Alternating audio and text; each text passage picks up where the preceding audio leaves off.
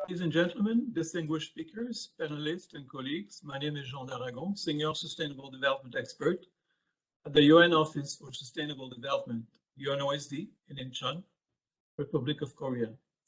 I would like to welcome and thank you all for joining the second session of the 2021-22 International Mayors Forum, which is taking place online over 4 days from the 24th to the 27th of January 2022. The forum is organized by UNOSD in collaboration with the United Nations Centers for Regional Development, UNCRD, based in Nagoya, Japan, which is like UNOSD, also part of the Division for Sustainable Goals, the SDG at the UN Department of Economic and Social Affairs, widely known as UNDESA, at the UN headquarters in New York. The general objective of the International Mayors Forum is to provide a platform for policy dialogue and knowledge sharing on key aspects related to the implementation of Sustainable Development Goals, or SDGs, at the local level. The forum is meant to help achieve a better understanding of progress, gaps, challenges, lessons learned, and specific mechanisms that can accelerate the sustained transformation needed to make our societies more inclusive, safe, resilient, and sustainable. The 2021-22 edition of the International Mayors Forum is also looking at the social, economic, and environmental impacts of the COVID-19 crisis on cities and local governments. It also aims to identify potential solutions which can support a swift recovery from the current crisis and accelerate implementation of the 2030 Agenda, as well as other international agreements for sustainable development. The first session yesterday revolved around capacity building programs, methodologies, instruments, and tools supporting localization of the SDGs, including effective governance and institutions. Participation of the non-state governmental actors, reporting, for instance, the voluntary local reviews, or VLRs, and all these are used, adapted, and appropriated at local and at regional level. Africa being a very interesting example of this. Tonight's session is also very interesting topics, supporting green recovery and SDG implementation. We'll hear about urban resilience, green growth, climate action, sustainable mobility, with an example from of the metropolitan transport planning for the Metro Vancouver. We'll have a presentation about the circular economy and also urban reforestation, green infrastructure, and ecosystem restoration. Before we start, I would like to remind the speakers and presenters keep their speech and presentations within the time allotted, as we have a very tight schedule. Also, please kindly mute your microphones when you're not speaking to ensure minimal background noise while others are presenting and speaking. As well, there's a parallel chat during the forum, so please feel free to use it to engage with the audience and insert questions during the Q&A and or react to other panelists' presentation.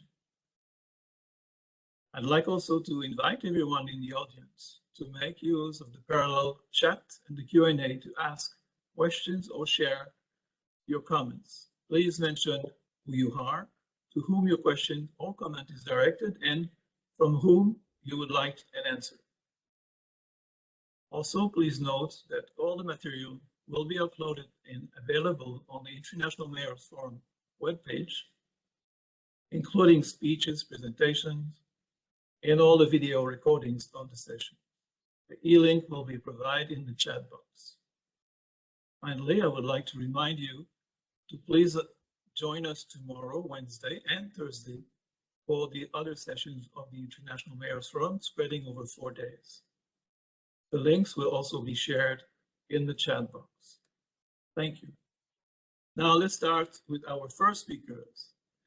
And by the way, I'd like to remind you that you can find the speaker's full bio on the forum's webpage. So now I would like to give the floor to Mr. Xu Zhu, a regional director and China representative, Equitable East Asia Secretariat. Mr. Zhu, the floor is yours. Thank you, Mr. Chair. Can you hear me? We can hear you perfectly. Thank you. Let me just share my screen and the PPT slides.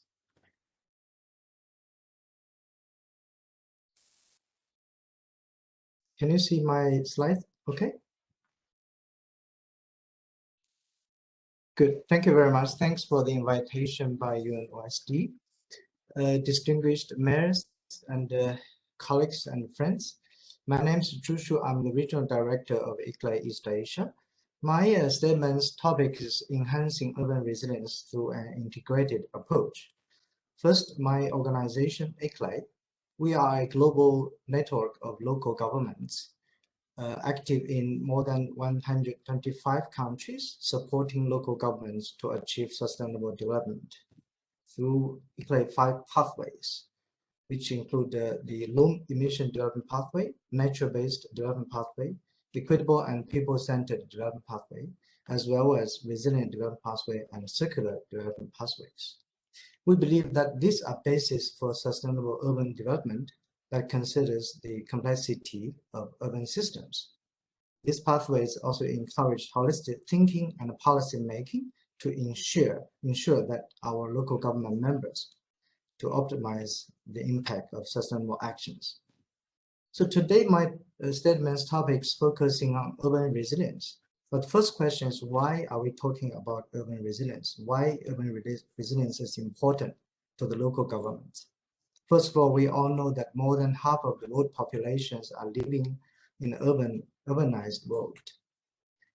And cities are still vulnerable and prone to multiple risks. For example, we are facing increasing number of natural hazards, climate risks, and its impacts on our infrastructure as well as our daily life. We have built nice urban infrastructure, but they are all still prone to risks. For example, we are facing the impacts such as logistic breakdown, power outage, emergency service blocked during all this kind of hazards, disasters, and catastrophes. We are still experiencing this ongoing COVID-19 pandemic impact which causes millions of deaths. So while we are growing our cities, we are also increasing the urban risks. This is the reason that we are talking about urban resilience and why we should enhance our resilience and cope with this kind of risks and challenges. If without urban resilience, the most efficient industrial park, the best social services, the highest local GDP and economic growth will be no value. According to various research and statistics, including the UNDR recent reports, that our world is facing more and more such kind of nature and climate related risks and impacts, shocks. So what is resilience? Resilience is the capacity and ability of a community or city to withstand stress, survive, adapt, bounce back from crisis or disaster, and rapidly move on. That's why resilient development is very vital and important for our cities and regions. But sometimes when we talk about resilience, many may think only about climate change adaptation. Actually, resilience covers more than climate. For example, also the economic shock, industrial disasters like this ongoing COVID-19 pandemic, and also other type of environmental emergencies risks. These are all defined under the resilience development. When it comes to an urban context, so we normally refer to resilient city. A resilient city is prepared to absorb and recover from any shock or stress while maintaining its essential functions, structure, and identity, as well as adapting and thriving in the face of continual change. Equitable introduced the notion of resilient cities in 2002 at the UN World Summit on Sustainable Development, and then forged a partnership with many international organizations, including UNDRI, UNDP, UN Habitat, UNEP, to support local governments to enhance their resilience, policy making, and actions. Resilient development is also a very important part of sustainable development. That is closely linked also with climate change adaptation, mitigation, but also the disaster risks reduction. This slide illustrates the relations between this concept. A resilient city has a number of principles. I will not go into the details, but a resilient city should have flexibility, redundancy, diversity. When they plan their infrastructure, it should be decentralized and has also buffer capacity and resource efficiency. Cities are currently coping with the diverse categories of risks and hazards, such as public health crises and climate risks, which are mostly common now. And also cities are having great learning loop from the experiences. We can improve their governance capacity constantly. So the outbreak of the current pandemic is a reliable test for cities' urban resilience. That's the cross-departmental coordination and also integrated policy actions are also generalized to reach multiple effects and co-benefits. The need for a systematic understanding and also integrated actions on urban resilience is profound. But we also observe the challenge on building urban resilience. Actually, many cities or local government policymakers still have limited understanding or awareness on the importance and urgency of resilient development, or failed to gain political commitment and secure mandates for resilient actions. That's why to enhance this kind of actions, we also need more interdepartment coordination and also integrated holistic actions at the local level and establish more resilient development laws and regulations. As well as there is also a challenge of lack of the financial means and resources, but also a need to improve resilient infrastructure planning and construction. In order to build the resilience strategy action, there are also necessary accessibility to important data and also the knowledge on the cost and benefits analysis of adaptation and resilience activities. So at the end, I would like to recommend a number of key considerations for local governments to tap. First, we need to further enhance the understanding on urban risks and the importance of urban resilience to constantly build the awareness on the importance of resilient actions, and also introduce resilience as a goal and criteria in urban sustainable development strategy to further mainstream climate change adaptation in urban planning in integrating with the climate change mitigation actions. And also as a very important step, one, for building resilience is to carry out vulnerability and risk assessments. Lastly, to establish resilience management function in multiple government, for example, create a risk management or resilience management office at the local administration. Thank you very much for the invitation again, and I wish you a successful forum. Thanks. Thank you very much, Mr. Shu, Regional Director and China Representative, ICLE East Asia Secretariat. Thank you very much for this. You kind of broke the ice for the rest of the session today. So I will now ask the next speaker, Mr. Stelios Grafakos, a principal researcher, economist, and CGGI's Office of Tough Leadership. So, Mr. Grafakos. Thank you. Thank you. You're there. Okay. Sorry, I don't see you on the video on my screen, but. Yes, I can hear you well. Let me share my slides. Please let me know if you can see my screen.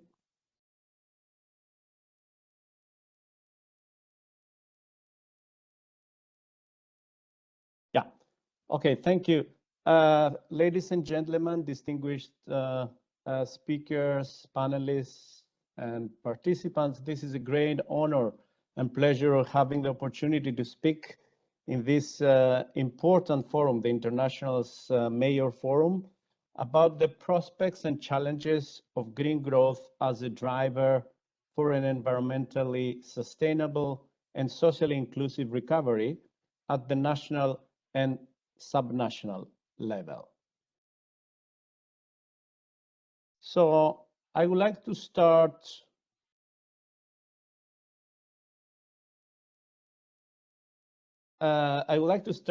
with the COVID-19 pandemic that we are all in, and we are all have experienced the destructive effects.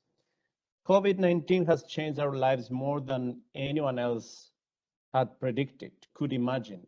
We all now face the devastating effects in terms of lives lost, in terms of economic output decline, but also job losses.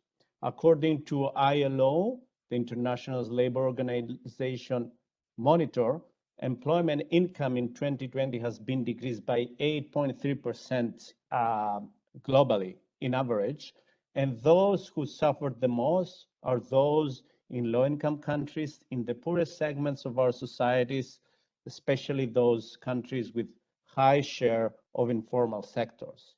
And while coming out of the pandemic, we see that industrialized countries race to mobilize their resources and get 60% of vaccines globally, which have been distributed to 16% of global population in high-income countries, enhancing further inequalities at the global level.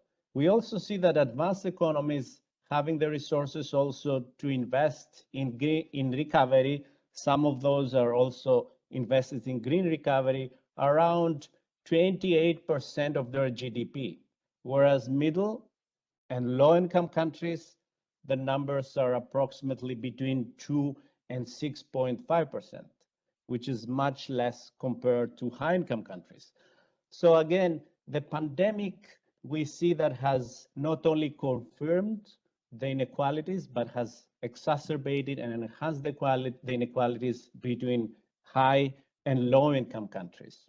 Therefore, multilateralism, international cooperation is needed to address both the COVID-19 pandemic, and of course, the increased levels of debts, particularly in the developed world. We see also that COVID-19 pandemic and the way we acted should be a wake-up call for the climate crisis that is unfolding more intensively and faster than scientists have predicted. In 2009 and in 2021, total greenhouse gas emissions reach new highs. Emissions keep on rising, reaching 60 gigatons of carbon dioxide equivalent, which means atmospheric concentrations of carbon dioxide in the atmosphere keep on accumulating, while we want now urgently to bend the emissions curve. The year of 2020 was the second warmest year on record, whereas 2021 was one of the warmest years at 6 warmest years on record. While we see wildfires, droughts, storms, all those phenomena have been intensified the last years around the globe. According to the Climate Action Tracker that tracks the impacts of policy pledges to reduce greenhouse gas emissions, and considering the 2030 climate targets that have been included in the national determined contributions and zero commitments in low emission development strategies submitted by the national governments to UNFCCC, we see that the world is on a pathway to reach 2.1 degrees of Celsius by 2100. This is far from sufficient to limit the increase of temperature to 1.5 degrees of Celsius, which is considered safe by science. And this is only considering the pledges and targets. The current policies and actions in place, we are in the pathway to reach 2.5, 2.7 degrees of Celsius, which will be, according to science, devastating.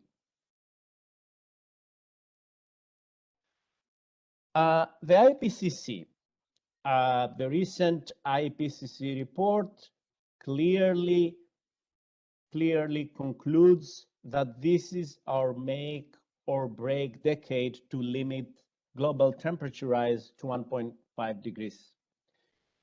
A level warming that is likely to be reached within the next 2 decades.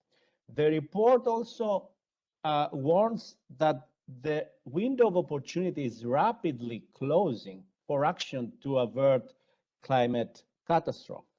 Limited global warming, though, and that's the positive side, is still within reach, but it will require a transformative global climate action, particularly from G20 countries, that they have to slash their emissions by 2030 and also reach net zero emissions by mid-century. The current pledges, as we saw at the previous slide, are not ambitious enough. Therefore, more ambitious action is required by G20 countries to reach the increase of temperature at the safe levels. But how can we avoid catastrophic climate change and accelerate the green, inclusive, transformative action? We need an unprecedented transformation, as was described by IPCC's latest report.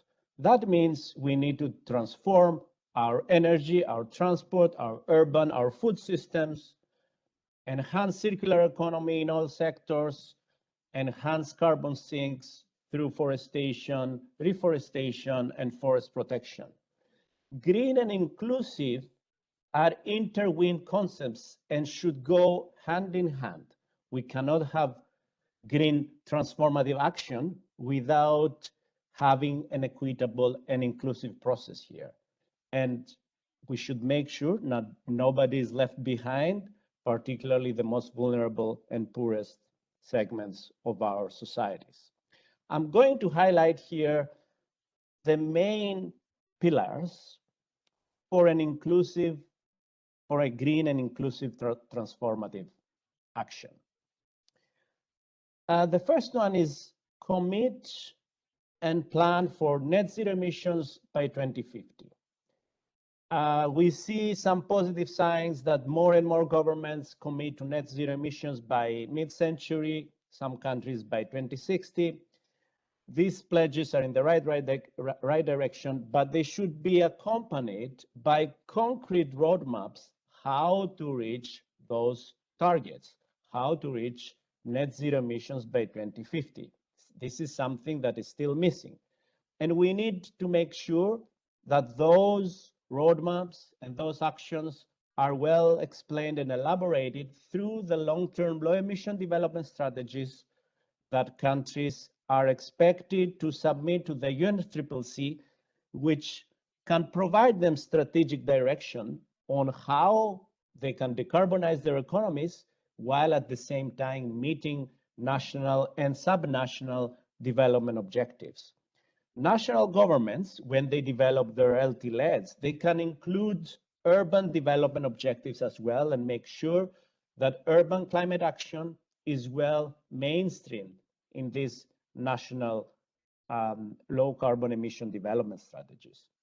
At the same time, we see that many sectors relate to urban actions like energy efficiency in buildings, transport sector, particularly in urban areas, but also urban forestry. We see many waste management, many sectors that relate to urban action. So the role of local governments and cities is important. And of course, local governments, subnational governments can also develop, and we have many examples, urban low emission development strategies that are aligned with the national low emission development strategies. The second pillar is price carbon in an equitable manner. This is an important element because we see that the externalities of using fossil fuels are very devastating. Therefore, carbon pricing schemes that we see now in place or at the planning process in 80 jurisdictions worldwide, including subnational governments, they cover more than a fifth of global emissions. This is in the right direction, but this is not enough. We need to accelerate and speed up this process. We know that carbon pricing programs generated around 53 billion USD government revenues in 2020. However, the carbon price that is currently observed in different carbon markets and carbon taxes is not sufficient, according to studies, to lead to net zero by 2050. We should emphasize here that carbon price should be coupled with policies that offset increased costs to those that are economically disadvantaged households, communities, and assist them to transition from fossil fuel dependence to more affordable and cleaner fuels. GGGI conducted a study in St. Lucia on fossil fuel subsidy reform and taxation, and resulted that by recycling government revenues back to compensating affected households, but also investing back to renewable energy and energy efficiency, can support the low-income groups while at the same time reducing energy costs and boosting GDP and jobs. Talking about jobs, the third one is investing in capacity and skills of the people, the human capital, while supporting the just transition. Again, a study of GGGI focusing on the power sector in Indonesia, Mexico, and Rwanda resulted on the finding that in construction and installation of renewable energy technologies, we can see that they can generate 2 to 6 times more jobs compared to coal or other fossil fuel based technologies. And this aligns with the recent job studies globally that also confirm that renewable energy and energy efficiency, which is normally in buildings taking place in cities, could generate more jobs than fossil fuel-based technologies. Here we need to emphasize it's not only the quantity of the jobs, but also the quality of the jobs that we should focus and make sure that the jobs that will be generated in the green transition will be decent according to ILO decent jobs criteria. Therefore, fossil fuel-based sectors that might be affected, we need to invest in training, retraining, skilling and reskilling in order to make sure that the workforce is well equipped to support the green energy transition. The next one is on changing consumption behavior. Around 2/3 of global emissions are linked to private households, according following a consumption-based accounting approach. And developed nations in particular, we see have the great responsibility. The combined emissions of the richest 1% of the global population accounts for more than the poorest 50%. The group will need to reduce its footprint. The highest income group, the richest, would need to reduce their emissions by a factor of 30 in order to stay within the Paris Agreement targets, whereas the poorest 50% can actually increase their emissions, their footprint, in order to increase their well-being and prosperity. The next pillar is on accelerating finance in climate resilience and adaptation. We heard before about resilience in general, but also climate resilience in the context of climate change. This is very important to make sure that climate finance is flowing to adaptation, and particularly in urban areas. We see that developed countries must agree, as they had committed, to deliver 100 billion USD in international climate finance every year. Climate finance has also must become available to particularly on adaptation and in urban areas. We see that currently the needs for adaptation investment needs are estimated around 70 billions per year, which is expected to double or triple by 2030. However, the current finance for adaptation falls short and is around 20 to 30 billion per year based on the UNEP's Adaptation Gap Report and Climate Policy Initiative. Out of this, only 1.5 billion per year are allocated for urban adaptation projects. We don't only see this gap on adaptation and urban adaptation investment needs, but also there is clear evidence that investing in adaptation could also deliver additional benefits. So if we invest 1 trillion in 5 key areas of climate resilience globally, we could generate 7.1 in net benefits by 2030, according to the Global Center on Adaptation. Lastly, we need to use better metrics than GDP, both at the national but subnational level. GDP, as we know, measures economic transactions, economic expenditures of economic activities, regardless if those really improve or hinder prosperity and well-being. For instance, things that could be bad for the planet, like cleaning an oil spill or rebuilding from a climate disaster, would seem as goods according to GDP, and therefore we need the better metrics to reflect what is good with regard to well-being and prosperity. In addition to that, GDP doesn't incorporate income inequality, doesn't reflect income distribution among the citizens of the country.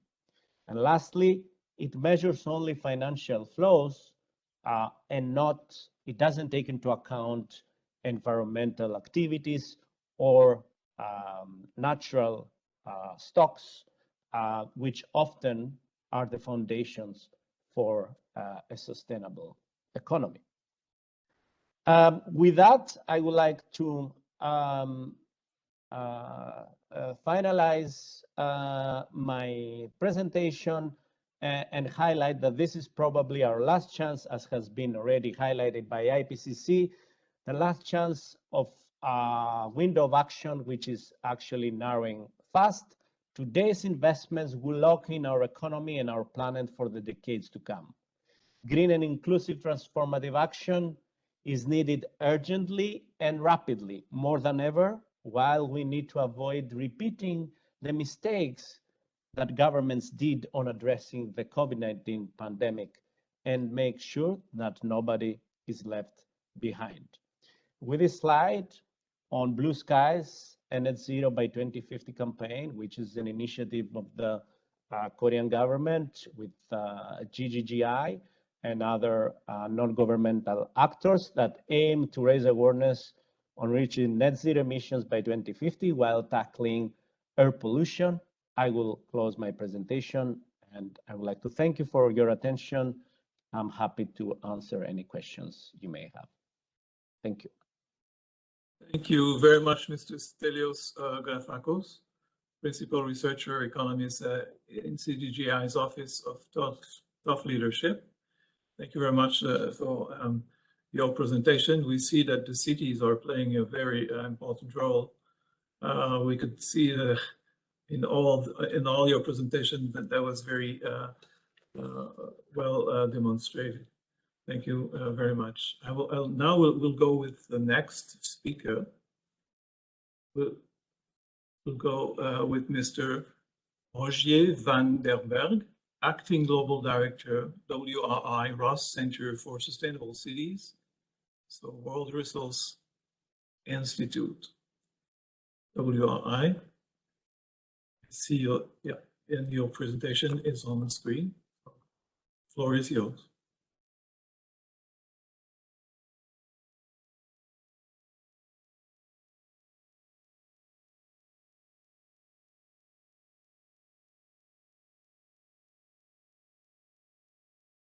Thank you very much. Sorry, I couldn't find the unmute button. Thanks for the invitation. I hope you see my startup screen, the Green Recovery in Cities. Is that right? All right. Thank you very much for the invitation, and this is an excellent discussion and very spot on. And thanks for the former speakers. They highlighted, of course, a couple of things that I will be highlighting too, but I will try to be as concise as possible. I really want to talk how we can go from the what to the how we move really into action, that needed action that Stelios ended his talk with. My name is Rogier van den Berg. I'm a global director, acting global director for the Ross Center for Sustainable Cities, which is part of the World Resources Institute. And the cities program alone has around 400 staff in 8 countries, and we work through our regional offices, but you also see we have our targeted approaches in many other countries and cities. We are a non-profit organization and a think and a do tank. So we help with the research while we also help with the implementation. Our theory of change, which has been highlighted by the former two speakers in a way, but our theory of change really revolves around these 3 pillars. First of all, helping cities to make better decisions by becoming more resilient, low carbon, and inclusive. And each of these 3 pillars is, and it's underpinned by our research, each of these 3 pillars is kind of key for development. So losing out on one of each of these pillars will really hamper development, but each of them have huge benefits that we can build upon in the Green Recovery. What we have learned, and lots has been said about this already, but what we have been learning is that the equity issue in cities needs to be addressed, and is not only the smart thing, the right thing to do, but it's also the smart thing to do. I mean, the poor and the vulnerable didn't start the pandemic, but they bear the brunt of the pandemic. We have seen that essential workers in cities, actually, if you take them out, many systems will collapse, and the city does not offer the benefits that cities used to offer. So in that sense, the social systems are inextricably linked to the physical systems and the economic prosperity of a city. And cities have taken a huge financial hit. A large part of the city's program deals with public transport and mobility, and public transport authorities are in dire straits at the moment. So, but there is a new political space for change. So there is a new opportunity to rethink our cities, and we see that happening with many cities taking action, rethinking their public space, rethinking how nature can have a new role in the cities, and how we can make sure that access to services to all is guaranteed always, also during a pandemic. So the triple challenge that national governments face is really looking at a post-COVID recovery while resolving climate change and long-term development.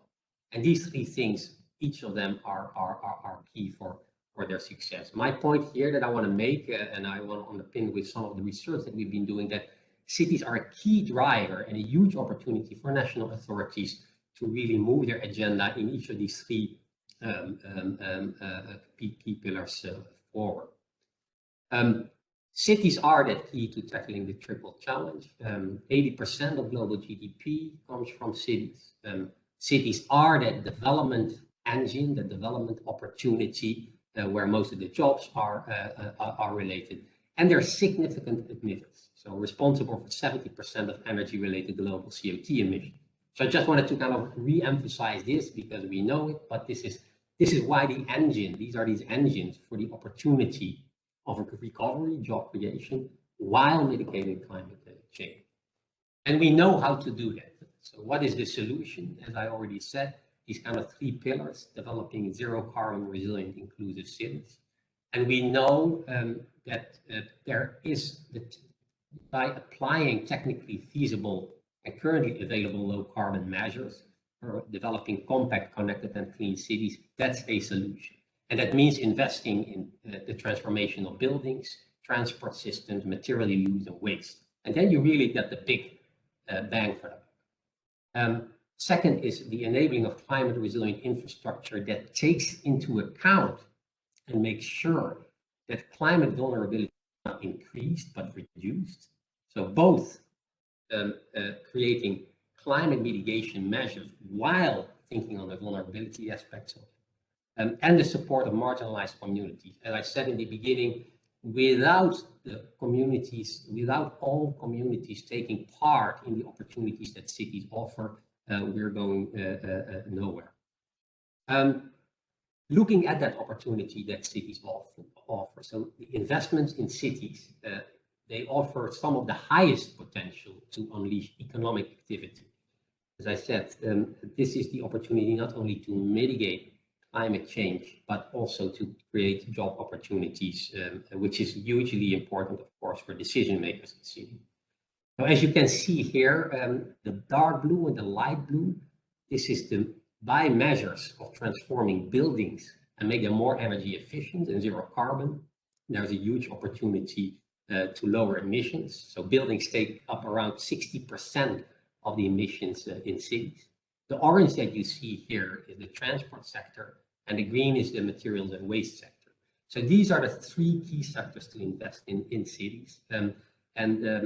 Part of this, and that again comes down to much better alignment and cooperation between local authorities and national authorities.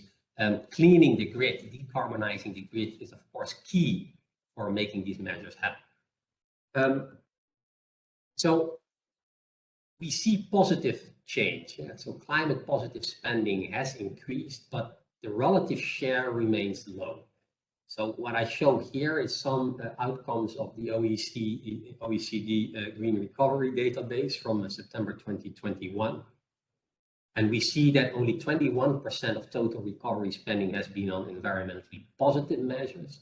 You see that in the graphic that starts the dark green. And what we see is that only 80% of total assessed measures were implemented at city level.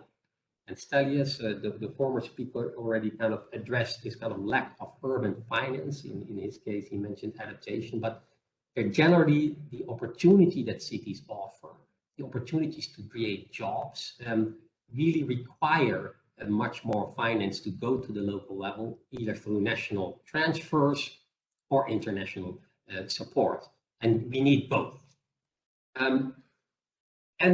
It offers a huge opportunity, as I said. So the green recovery offers tremendous potential, investing in green construction and retrofit, in clean mobility, renewable energy, active transport, nature-based solution, waste and waste management is a huge opportunity. In orange, you see the amount of jobs that investing in the green offers you versus investing in old technology and great infrastructure. So we see that opportunity. We see that opportunity now, especially now that new resources are going to be allocated at the local level. And as I said, I want to really kind of stress that we know how to do it, and that we want to move from the what to the how. And I give you a couple of examples of what can we do now, or can mayors and city leaders do right now, that offer the biggest bang for the buck. One is green construction and retrofit. So the buildings, as I said already, they contribute to 60% of cities' carbon abatement potential. So there is a huge opportunity. An action-ready opportunity include, for example, retrofitting public buildings beyond code, providing an initial wave of demand for the construction sector, with a huge opportunity to develop jobs, as I said, while mitigating climate emissions. Another opportunity around clean mobility. As I said, the current economic stimulus packages should really help to reinvent financial mechanisms behind public transport systems. The transport sector is really in dire straits. The global ridership went down 50 to 90% during the pandemic. So a lot of the public transport authorities, they cope with challenges in financing. While these public transport systems are so key for providing access to all. So it's important to think about the transition from towards electric vehicles, but we cannot do that without also investing in the public transport system. So action-ready opportunities include the implementation of dedicated public transport and high occupancy electric vehicle lanes in order to curb post-COVID-19 surge in private vehicles, tie the automotive industry support to e-conversion schemes, and as I said, use economic stimulus to explore innovative approaches to generating revenue for public transport division. Another example, nature-based solutions. Action-ready opportunities are really around opportunities of afforestation and woodland management. Often they have low worker training requirements and minimal planning and procurement prerequisites. So this is a huge opportunity. Our research shows that for every 1 million invested in reforestation and sustainable forest management, nearly 40 jobs can be supported. And while doing that, investing in nature-based solutions offers a huge health benefit. Millions of people dying from air pollution and high temperature-related mortality. So there is this huge opportunity to invest and package these benefits together with cities at the core. Last but not least, we have a lot of research on each of these kind of opportunities that are at this moment ready for cities to to take on, is investing in active mobility. And when we talk about cities and we talk about walking and we talk about cycling, we've seen the surge of cycling lanes and cycling activity in cities. And many city leaders will say, definitely this is important and this is a huge opportunity. Nevertheless, we need to be also very concrete in what does it actually cost. And I want to kind of highlight this paper that the World Resources Institute, together with the World Bank group, launched at the COP26, Investing for Momentum in Active Mobility. And there's a huge opportunity to kind of rewire our cities to make them more attractive while providing that active mobility as feeder lines to the public transport systems. And as such, providing access to services and access to jobs for all. So as I said, the time to act is now. And so this is the decisive decade, already kind of highlighted by the former speakers. So trillions of dollars will be invested into long-lived urban infrastructure. And this must be directed towards zero carbon and resilient development. Taking into account that nearly 1 billion people will be added to the global urban population. And this is why we need to kind of think different about cities, invest in this kind of alternative technology and the green recovery. And our analysis shows that greenhouse gas emissions from cities can be reduced almost 90% by 2050 using widely available mitigation measures. So we don't need to go for new technologies, we know what to do. But it's very important to also understand that cities cannot do this alone. Even if they get their municipal finance in order, it's not enough to invest big time that's needed for that big opportunity. So cities require support from national governments in the form of national policies and targeted investments. So the choices that government make amid the COVID crisis can put their counties on track for a more prosperous and resilient future or accelerate the climate emergency. And I think I hope I gave some kind of concrete actions that cities can undertake to move the needle. And let me end with this saying: by Arundhati Roy, the best-selling author, that we can choose to walk through it, through this window of opportunity, dragging the carcasses of our prejudice and hatred out, avarice, our data banks and dead IDs, or we can walk through lightly with little luggage, ready to imagine another world. And this is really that the climate that the pandemic offers us at this moment if we do it right. Thank you very much. Thank you very much, Mr. Roger van der Berg. Thank you for your presentations, and I think it was very interesting that you describe how the cities, there are a lot of green recovery opportunities for cities, and thank you very much for bringing this to the conversation. Yeah, of course, green construction, retrofits, clean mobility. We'll talk about clean mobility a bit. That's coming tonight again, and nature-based solutions as well. Interesting, really. Active mobility also. This is, I think, something that is not enough talked about. So thank you very much to also bring this. I would like now to introduce. Unfortunately, the mayor, Yong Tae-yong, mayor of Suwon City, could not join us, but he recorded a video. So we'll hear the video, we'll watch the video of Mayor Yong Tae-yong. So.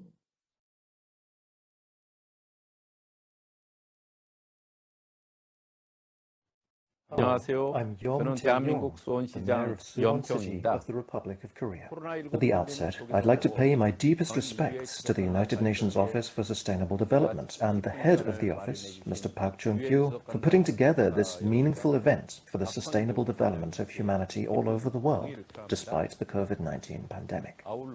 Allow me to express my sincere gratitude to the world city leaders and participants from international organizations who are striving to achieve betterment both for our and future generations.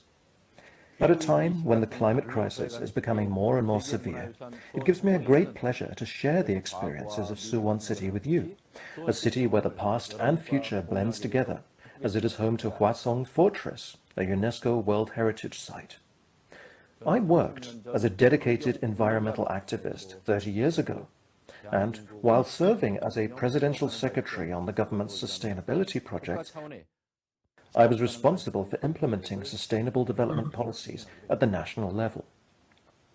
In addition, in the 12 years after being elected mayor of Suwon City in 2010, I've had the chance to lead local government-centered climate policies, thereby governing Suwon City as an environmental capital of Korea. Suwon City held the 4th Forum of Ministers and Environmental Authorities of the Asia-Pacific last October, contributing to global solidarity for the climate crisis and environmental issues across the board. Moreover, at the Asia-Pacific City Summit and Mayors Forum, which took place a day before, a joint declaration of local governments for humanity and nature was adopted, expressing the resolution of the local governments to respond to the climate crisis. Now, I'd like to introduce climate actions of Suwon City, focusing on 3 aspects: leadership, ingenuity, and influence. Let me start with climate response policies, where Suwon City played a leading role. Suwon City declared itself the environmental capital of Korea in 2011, setting goals to cut greenhouse gas emissions by 40% by 2030 compared to the 2005 levels. In 2013, it became the first local government in Korea to establish a greenhouse gas inventory, which analyzes greenhouse gas reductions quantitatively. As a result, we made huge progress, lowering GHG emissions per capita by 16.4%, while reducing GHG emissions per energy by 5% and GHG emissions per vehicle by 21.8%. We have calculated yearly GHG emissions to assess the implementation status ever since, and submitted a climate action report to the international community, improving transparency in GHG reduction policies. Furthermore, our city formulated a basic strategy for carbon neutrality last April. With these proactive efforts for energy transition and energy conservation, we have specified a net zero scenario where we will cut GHG emissions by 80% by 2050 and offset the rest of the emissions with carbon sinks, such as urban forests. To that end, we mandated zero energy construction for new buildings in the public sector and are expanding it in phases. By implementing policies for better energy efficiency, such as upgrading insulation and replacing the windows and doors of old buildings, we are planning to turn all the buildings in Suwon City into green buildings, optimized for energy efficiency in the end. In addition, we are also taking the lead in promoting eco-friendly cars. We are in the process of substituting around 1,000 intra-city buses in operation with electric buses step by step. We will replace all vehicles using internal combustion engines, including trucks, passenger cars, and two-wheeled cars, with electric or hydrogen vehicles by 2050. With this aim, we have continued to add charging stations for electric and hydrogen cars in the city. Not only this, we're also expediting our transition to renewable energy. With the aim of lowering the share of fossil fuels in the energy mix from the current 45% to zero, we've put in place various policies to utilize heat from waste incineration or biogas. Now I'd like to talk about the ingenuity of Suwon City's climate actions. One of our primary policies for climate action is the revitalization of eco mobility. Suwon City hosted the world's first Eco Mobility World Festival in 2013. Equitable, the largest global network of local governments committed to environmental protection, and UN Habitat were an immense help. During the month-long festival, all residents lived car-free. Bicycles came to the fore as a principal means of mobility, and roads were filled with human-centered cultural activities. As a result, we cut 190 tons of carbon emissions within a month, and its economic value was estimated at over $90 million. Most of all, our greatest accomplishment would be delivering the meaning and value of eco-mobility to our citizens. Eco-mobility Suwon was followed by car-free day programs across the city. Citizen-led car-free streets festivals were held in side streets and alleys in neighborhoods on weekends or holidays, which have been visited by 70,000 people every year since 2014. Our car-free streets festivals have significantly helped shape the culture of eco-mobility and pedestrian-centric cities. Green curtains have come to become another symbol of the city's eco-friendliness. A green curtain is a curtain made of plants that cover the outer facade of a building, cooling the outdoor building's surface temperature by 15 degrees Celsius in summer and 4 to 5 degrees Celsius for the indoor temperature. This means air conditioner usage is saved by that much as well. When we create 8 square meters of green curtains, this is equivalent to turning on an air conditioner for 13 square meters, which absorbs 130 kilograms of carbon annually. Moreover, green curtains absorb urban fine dust, while increasing the green area ratio of the city without setting aside additional space. Our city has installed green curtains in 165 sites in total over the last 4 years, and the number is increasing every year. It would be remiss not to mention Rain City Suwon, which is designed to accumulate and recycle rainwater. With this policy, rainwater that used to just flow by is collected in a separate storage tank and is reused for removing dust on roads or managing green areas. The success of Rain City Suwon has helped achieve a water circulation system closest to nature, resulting in greatly reduced river and air pollution, as well as energy savings. With these various ingenious climate policies that I introduced earlier, our city has reduced total GHG emissions in 2020 by 5.7%, despite an increase of 150,000 in population compared to 2005.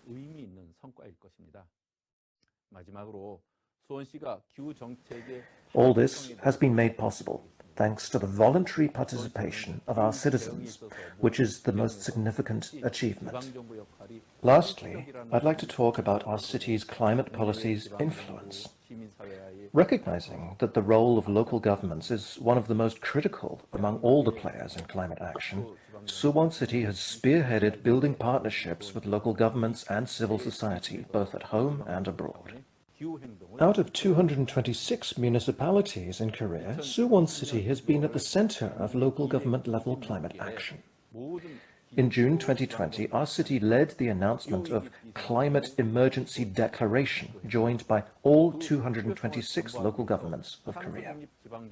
To ensure its implementation, the Association of Local Governments for Carbon Neutral Actions was launched, which I serve as a standing representative of. Steadfast endeavors by local governments for carbon neutrality led to the adoption of the Climate Energy Resolution by the National Assembly and the announcement of pledges for 2050 carbon neutrality by the central government. In addition, the Framework Act of Carbon Neutrality was enacted last year, making Korea the world's 14th country to legislate carbon neutrality.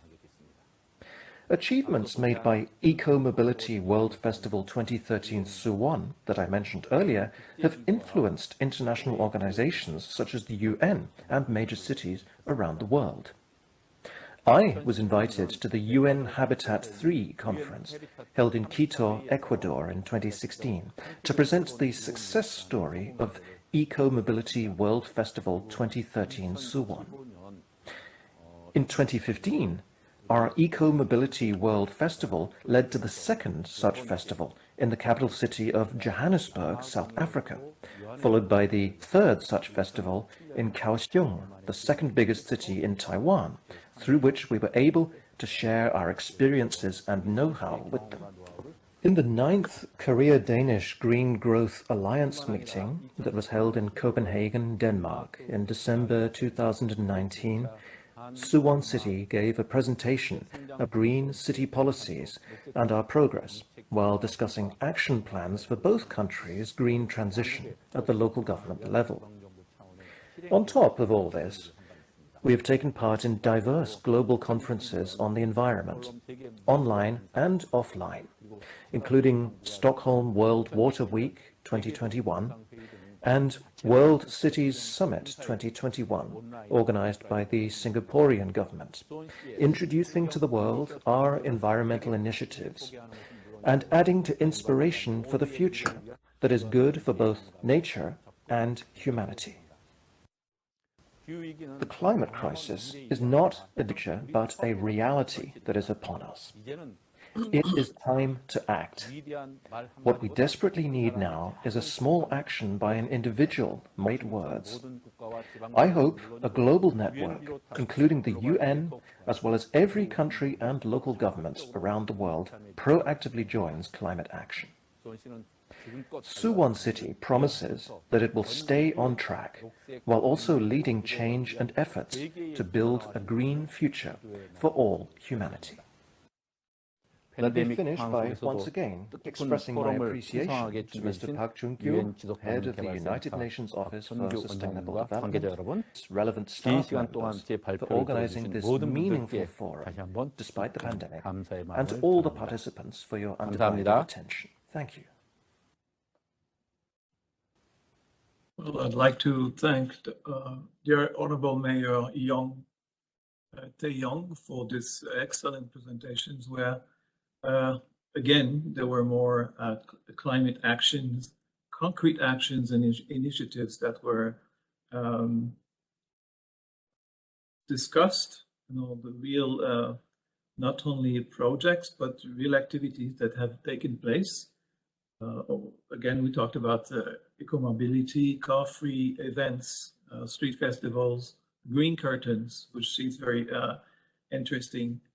There was over 160 sites, in 5 years, and then growing rainwater collection, and also reduction. They succeed to reduce the greenhouse gas emissions by 5%, despite the population growth. So I think it's very promising. And I like very much also the partnership with the citizens. Now I'd like to go with some of the questions. We have 2 questions from the audience. So I would like from Yejun Kim. I guess this is to Mr. Shu Zhu. So could you let us know a little more about the ICLEI's capacity building activities for strengthening urban resilience in developing countries? So Mr. Shu Zhu? Yes, thanks for the question. Yes, actually, ICLEI has developed a number of project activities and also tools to support the capacity development in many countries, including those from the developing countries. For example, we have introduced a ICLEI resilience urban resilience planning methodology that is for local governments to develop their local resilience strategy and action planning. This methodology circle has mainly 3 phases and 9 steps. From analyze the local situation, conducting risk assessment, and also set baseline, then move to plan for actions, including developing the strategy, design and finance projects, implementing and monitoring the local project activities, and then to accelerate the local actions from integrating the resilience action with the other key strategies, and also then to upscale the actions. By the end, it could then be further strengthened and expanded to have more components under this resilience actions. So this is one key ICLEI methodological tool to support local government's resilience planning, but also we have initiated an annual global congress focusing on urban resilience and adaptation. That is annually held in the city of Bonn, Germany. But in Asian Pacific, particularly from 2015, we initiated also the Asian Pacific Resilience City Congress, mostly hosted in India and also Southeast Asian countries. Under this current pandemic, we are still holding this annual resilience congresses in both Germany and also in Asia. We will keep you updated. Focusing on the urban climate change adaptation, we also developed tools. For example, for China, we just completed under the ADB technical assistance on urban climate change adaptation capacity building for Chinese cities. We delivered together with other consultancies and planning guide with 8 step-by-step support to cities to help them to create and establish the political commitment, then the specific strategy and actions. So all this, with all this support, we have successfully helped more than 500 cities and regions, mostly ICLEI members, to create their local resilience and also urban climate change adaptation strategy and action plans. Thank you. Thank you very much for your response.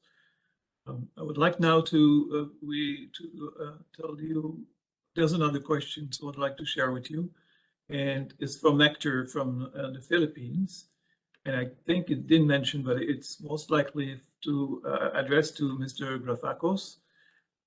So what other measures are available worldwide, aside from GDP, that we could link directly for sustainable cities and possibly generate data locally? Yeah. Thank you very much for this question. Well, there are quite plenty, I would say, indicators on measuring urban greenhouse gas emissions. There are methodologies that have been developed by different organizations, including INCLAY, WRI, that are in the panel, but also on urban climate resilience and vulnerability. But the question is more around GDP, and I understand, as we discussed more about prosperity, well-being, and how how we could utilize this kind of indicators or indices at the subnational level. So here I would like to give an example from the work that the Global Green Growth Institute has done. We have developed and use our Green Growth Index to rate the performance on green growth and sustainability of different countries. However, based on requests from subnational governments, we have modified this index at the subnational level. So this is the subnational Green Growth Index, and of course I can share more information about that. And that was applied and utilized, modified in Colombia. So subnational governments were able to use the Green Growth Index, which addresses 4 aspects of green growth and sustainability, like green economic opportunities, efficient and sustainable resource use, social inclusion, and natural capital protection. So this is one example. Another example on integrated climate change planning. With other scholars, we have developed the Urban Climate Change Integration Index that in essence evaluates how local governments plan for climate change and how they incorporate adaptation and mitigation. So those are a few examples. I'm happy to share any relevant materials. Thank you again for this question. Thank you very much for your response. Now we'll go with the next two presenters. So unfortunately, Ms. Nancy Van Dyke, economic advisor of the Transport Global Practice at the World Bank Group. She's the founder and manager of Sustainable Mobility for All initiative at the World Bank. She was supposed to join, and then at the last minute she had to cancel, but luckily for us, she had time to record a video. So we'll watch the video of our presentation.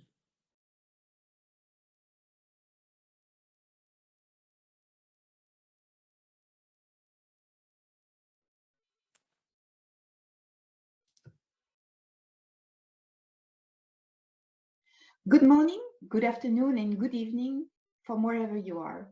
My name is Nancy Van Dyke. I'm a global program manager at the World Bank. It's a great pleasure to be here today.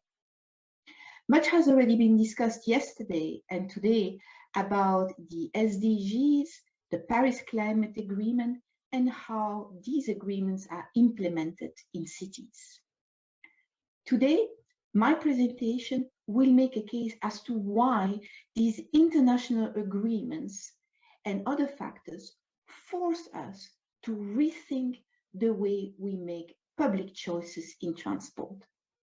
I will introduce an innovative approach for public decision-making in transport with a unique set of tools to ensure that at the end of the day, policy choices that we are making are better aligned with the Paris Climate Agreement and the SDGs. So why do we need a new approach in transport? 4 factors are forcing us to look at transport in a very different way than in the past. For a long time, decisions on which investment to make or which policies to support have been made by project considerations, by mode of transportation. the view was that in the end, all those projects would add up to deliver a cost-efficient transportation system. But with the approval of the SDGs and the Paris Climate Agreements, expectations on transport have changed. Transport has now helped to achieve higher level objectives for the well-being of the planet, like decarbonizing transport, promoting social equity and inclusions.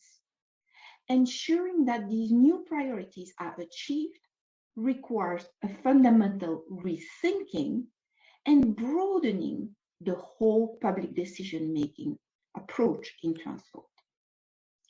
Second, the advent of technologies and new data have offered new opportunities for transport decision-making.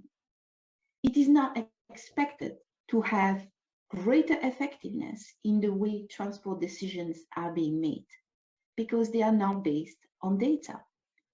Data combined with artificial intelligence could generate new insights for making better policies, planning better transportation systems.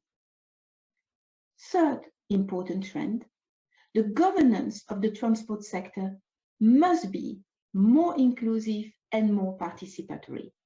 Among others, there are expectations out there for greater citizen engagement, more power devolved to regions and local communities to make transport decisions, especially in cities. Finally, equity and inclusions considerations are likely to take greater significance and importance in the future. For a long time, equity has been a very elusive concept in transport. Transport systems were actually designed by overlooking many segments of the populations, especially those, for instance, who couldn't afford the cost of transportation. As a result, all transportation systems have been designed and planned for those who could afford it, higher income segments of the population. This has to be changed. So how do we respond to these new trends? Existing tools for making decisions based on simple consideration like cost and benefit analysis are no longer adequate. We need to broaden the decision-making framework to account for equity, safety, carbon impact. This will require a completely new approach that will ensure that the policy choices that we're making at the end of the day are fully aligned with the Paris Agreement and the SDGs.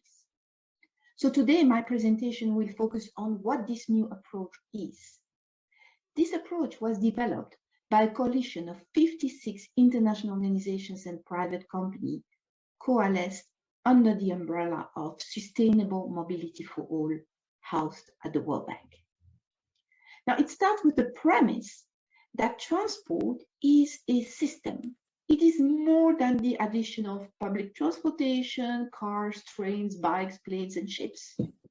It's a system that has to deliver on 4 important goals: universal access, making sure that everybody has access to transportation; efficiency; safety; and of course, the environmental objective of minimizing the environmental footprint of mobility. Now, that system must interact with many other systems, like for instance, the energy system. And that system is also subject to many risks and threats. For instance, the threat of climate change, the threat of information and telecommunication vulnerability and failures, and also, as we have learned over the last 2 years, the threat of a pandemic. Those risks must be considered when making decisions in transport. We need to make sure that at the end of the day, the transportation system can absorb those risks at the least possible cost. That's what we call resilience. Now, there are 3 important elements to this new approach. First, we need to use the power of data to diagnose, quantify and prioritize issues in transport. We want to be able to say, in country X, the biggest issue in transport is, for instance, access in cities. And then the second biggest problem is safety. To that end, we developed the Global Tracking Framework for Transport, which is a repository of all transport-related data and indicators around the world. We use data, indicators, and comparative analysis to quantify gaps in sustainability per country. Second, we use the power of global knowledge to define the universe of policy instruments that are available to act on transport. To that end, we develop what we call a catalog of policy measures, which includes more than 190 policy measures for a country to consider. Now, that catalog is quite unique because it compiles all the knowledge and policy advice from more than 56 international organizations in one place. Finally, we use the power of an algorithm to select out of this catalog the most impactful policy measure for a country and define a country action plan. So let me illustrate with an example how this new approach was applied and benefited a country. Now, we piloted and tested this new approach in 2021, last year, in South Africa. And so we worked with the Development Bank of Southern Africa to develop a comprehensive diagnostic of its transportation system, but also to develop an action plan consisting of the most impactful policy measure for South Africa. From the diagnostic, for instance, we found out that South Africa performances in urban access is actually very poor. This is the biggest gap in sustainability, urban access. Relative to the best performing country in the world, South Africa has a gap of 92% in formal urban mobility access. This is the biggest issue that South Africa has to address going forward. It is not safety, it is not green mobility, it is primarily urban access. Now, further drill down analysis help us to refine what we meant by access issues. We found out affordability issues. We found out average travel time being way off compared to other countries. So this was the beginning of an amazing dialogue that helped us to refine priorities in South Africa. Now, to respond to this gap in urban access, we then rely on our selection algorithm and on our catalog of policy measures and derived a country action plan, which in the particular case of South Africa consisted of 31 most impactful policy measures for national authorities to consider in order to reduce not only the access gap in cities, but also have some very nice spillover effects on safety, efficiency, and green mobility, for instance. So out of the 31 actions, let me give you some examples. One was to improve the quality and safety standards of public and private public transportation operations. Another one was to implement anti-harassment awareness campaign in public transportation space.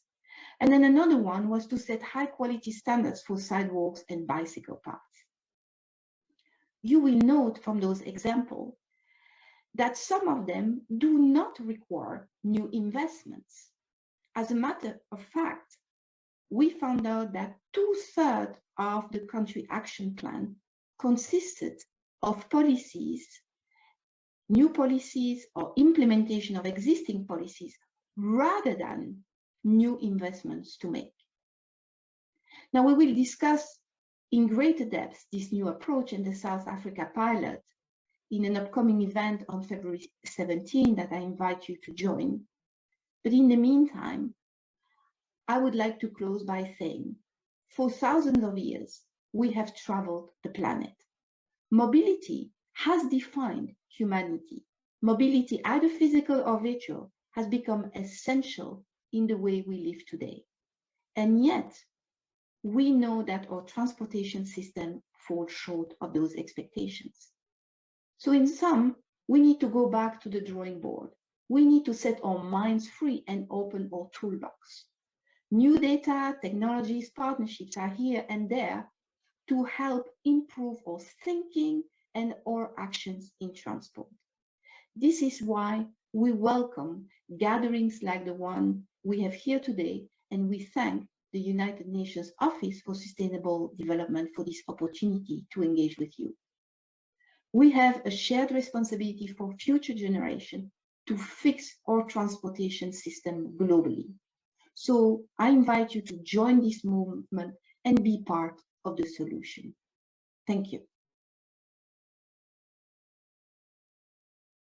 I would like to thank Ms. Nancy Van Dijk, Economic Advisor of Transport Global Practice at the World Bank Group. And this is a very interesting presentation. And then she says transport as a system is very important.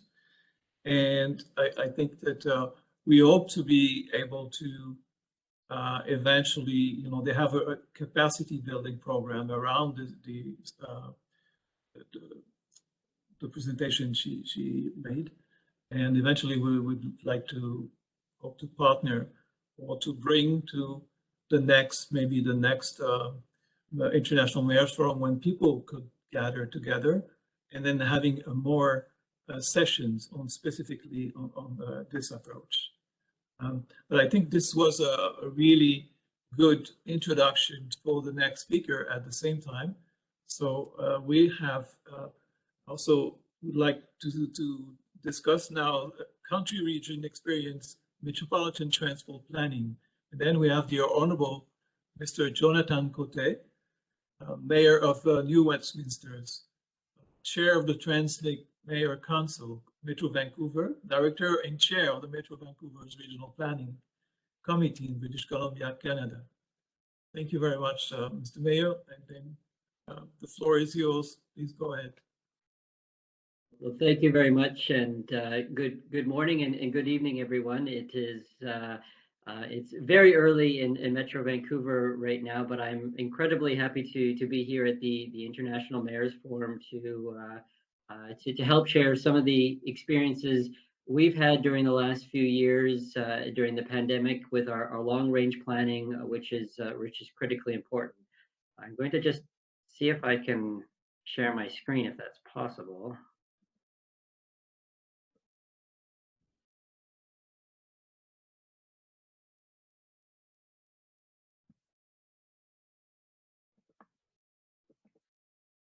Okay, there we go.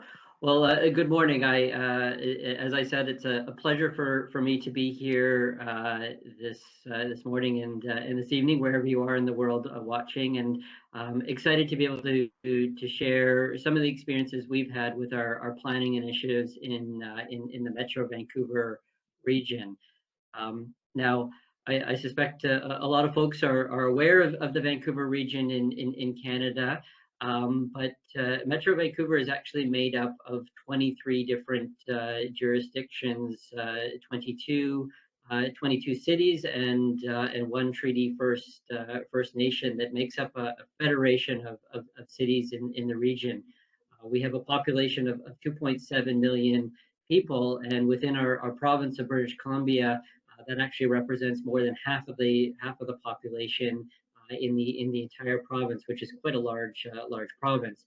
In the country of Canada, it is the third largest city in Canada across the country. We're also a region that is experiencing significant growth.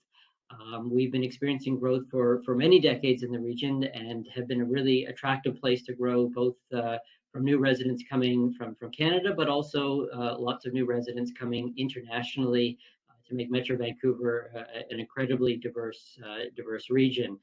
We are anticipated to go from a current population today of around 2.75 million to 3.8 million people by 2050. And with that, we know that is going to have increasing pressures on housing and our local economy. And we are anticipating to have to build 500,000 more homes during this period and create 500,000 more jobs for the region during this period as well. Which comes to our work that we've been doing with our long range planning. As a federation of cities, 22 municipalities, we have a long history in the Metro Vancouver region of doing long-term planning. At times it can be challenging having a federation and so many municipalities, and I can tell you with sometimes with 22 mayors in a chief, it can be difficult to find consensus, but largely we found great success in the collaborative efforts we have as a region to be able to work together for the long-term goals for the regions and been able to be world leaders in many aspects. Although we do have many different local cities that make up the Metro Vancouver region, we recognize that it does not make sense for us all to be doing our own things. So whether it's the operations of our public transit system, sewer and water and waste systems, all of those systems are delivered regionally, and the cities work collaboratively to work that through both our transportation agency at TransLink, but also our regional government at Metro Vancouver to deliver consistent and high quality regional services. Regional planning is also an aspect that is covered at this regional level, and the federation, which recognizes that as municipalities, our efforts and our work extend well beyond our individual boundaries. Now, I think top of mind for cities around the world is the climate emergency that I think we all recognize is of a critical importance.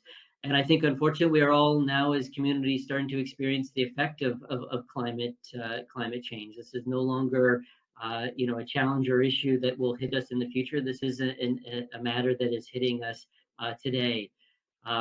Although before this past year, the Metro Vancouver region has been very aggressive and very proactive in our work to become environmentally sustainable and tackle climate change, this past year, we were definitely hit with significant climate impacts. This past summer, we experienced a heat dome event, which had record-breaking temperatures for the Metro Vancouver region, and saw some of the highest temperatures the country of Canada has ever seen in our region. Sadly, this event led to more than 700 deaths in our province there. As a city that is normally a temperate region, these type of extremes and high temperatures were something that our region has never experienced before. Something myself personally have never experienced the type of heat there. Only 3 months after this heat dome event that happened in the summer, we experienced another effect of climate change. An atmospheric river dumped significant amounts of rainfall, causing really huge flooding in our region and neighboring regions in British Columbia, causing billions of dollars of damage to much of our infrastructure here. We're no strangers to rain in the Vancouver area, but this type of rain was unprecedented. It wasn't one day of heavy rain, it was weeks of heavy nonstop rain in our region, and another weather event that directly connects to climate change. So we have gone through this climate whiplash and are even more keenly aware of the work we need to do to tackle climate change, but also mitigate and make sure our region is prepared for the effects that will continue to come with climate change. So with that, we've been working on a number of strategies over the past couple of years, from our regional growth strategy to our regional transportation strategy to our climate strategy in the Metro Vancouver region. All of these plans were actually initiated and started before the pandemic there, and all of these plans were temporarily delayed when the global pandemic hit the world in 2020 there. But we quickly realized months after the pandemic had begun that the work of these regional plans were even more important to continue and take on during that period, and that we must continue with the work on these important long-range plans for our region.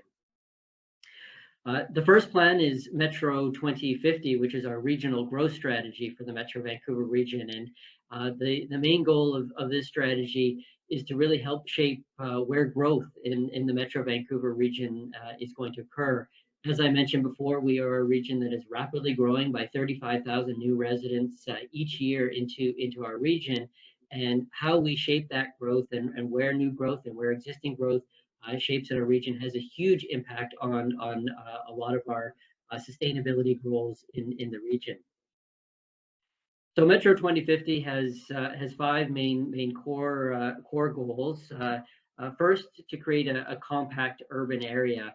We recognize locating our population and growth in concentrated areas in the region is critically important to ensure that we're well connected by public transit and that we are not a sprawling region. The second goal is supporting a sustainable economy. We recognize that economies are changing in the world, and we need to make sure that the economy of Metro Vancouver not only is one that thrives and serves the population, but one that is sustainable and meets our environmental goals. Our goal number three is to protect the environment and respond to climate change and natural hazards. We are very fortunate in the Metro Vancouver to have some incredible natural areas there, and protecting those areas and ensuring that our region is adaptive and working with the challenges of climate change are first and foremost. Our fourth goal is providing diverse and affordable housing choices. The Metro Vancouver region faces many challenges, but affordable housing has been one of our biggest issues that our region has faced. And this plan, more so than past plans, really highlights how do we ensure that we are locating affordable housing options for everyone to locate in the different parts of our region. And the fifth goal is supporting sustainable transportation through the region. The next major plan that we're working on is Transport 2050, which is our regional transportation goal that really has the significant goal of providing convenient and reliable, affordable transportation choices throughout the region. How do we promote sustainable forms of transportation like public transit, walking and cycling, and really elevating those forms of transportation to be the most convenient, reliable, affordable, safe, and comfortable way that we can get around.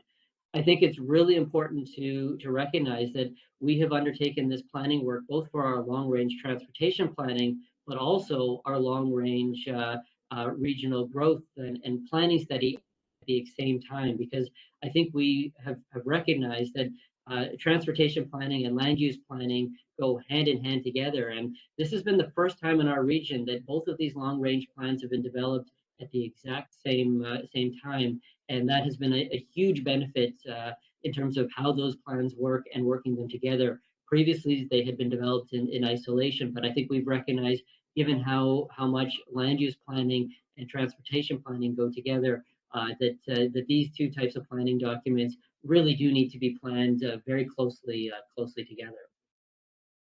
And through that work, I think we've also recognized that in transportation, our planning initiatives need to make sure that our our transportation choices like public transit are as climate friendly as possible. So like many regions across the world, we are going through an aggressive program to electrify our bus fleet network and have very ambitious goals to reduce greenhouse gas emissions by 45% by 2030 and even more aggressive targets by 2040. We know it's a race against time, and this is one of the top priorities so that we can internally ensure that the public transit system that we develop is having as minimal an impact on the climate as possible. And the final plan that we've been working on is Climate 2050, and this really encapsulates all of the work that we're working to have an aggressive approach to tackling climate change, but also mitigating the impacts of climate change and becoming a resilient region. Now, these strategies have a number of different layers, from protecting our natural ecosystems to water infrastructure to agriculture to industry. But we've recognized as our region the two major sources of greenhouse gas emissions are transportations and buildings in our region. And this is where a significant amount of work, if we are going to meet our climate change targets, we are going to have to reduce our emissions in those two areas very significantly. We know buildings can be a challenge given that the buildings last for a generation there, but we know transportation, there are huge opportunities in the coming decades to significantly and quickly reduce our greenhouse gas emissions. In Metro 2050, some of our big moves are really doing a better effort and a stronger effort to focus the growth in our community near our major transit growth corridors in the region, which combined with increased investments in transportation in our region, we think can provide some real significant benefits. We also have new targets to protect 50% of our land in our region for nature. Now, these are very ambitious targets, but one is a region that are critically important. Embedded in that is a 40% tree canopy goal there to really recognize the importance of preserving the natural land and focusing our growth region in more concentrated areas. As I said before, affordable housing is also very critically important, and ensuring that we have 15% of our region in new developing centers to be affordable rental housing is critically important for our region. Our region has done a relatively good job over the decades of concentrating our growth near transit systems, but where we have failed is we haven't been able to focus affordable housing near our transit, and that has had huge equity issues in the Metro Vancouver region. In Transport 2050, some of the big moves that we've been working on, and these are goals that I know major cities around the world go, is really trying to build that walkable, complete, affordable community. We've tried to work that every neighborhood in our city can, within a 15-minute walk, that a lot of your local community serving needs can be met, whether that's access to parks, whether that's access to retail, that we build complete communities all within in a 15-minute walking distance in very safe people first streets. We also have very ambitious plans to expand our transit network, and like transit agencies around the world, the pandemic has significantly impacted our transit system. But we continue to push ahead with our plans to improve the public transit system, as we know this is critically important and a critical piece of reducing greenhouse gas emissions in the transportation sector. So expanding to have a rapid, convenient transit and be able to have everyone in our region live within a 5-minute walk of fast, reliable transit is a significant and important goal for our region moving into the future. Now, as I mentioned before, Climate 2050, moving towards active transportation and zero emission technologies is critically important, and what we see is one of the biggest ways and fastest ways we can reduce our greenhouse gas emissions in the Metro Vancouver region. We also recognize the next biggest component of greenhouse gas emissions is buildings, and we know those are more longer term, but we need to ensure that all new buildings have the lowest GHG performance there, and that all new building retrofits are aggressively done to address the existing buildings that exist in the Metro Vancouver region. So that I think concludes my my presentation. I've really had the great pleasure to be able to share my experience from Metro Vancouver that we've had with our long range planning, and pleasure to engage in some further discussions. Thank you very much, Mayor Cote, for this very interesting presentation. We heard a lot of the dramatic effect of climatic also effect of climate change in British Columbia last summer and also in the fall. So thank you very much for telling us about this. But above all, I think that it's very your presentation was really really interesting.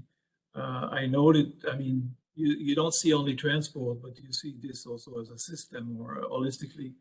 And I think the Vancouver Metro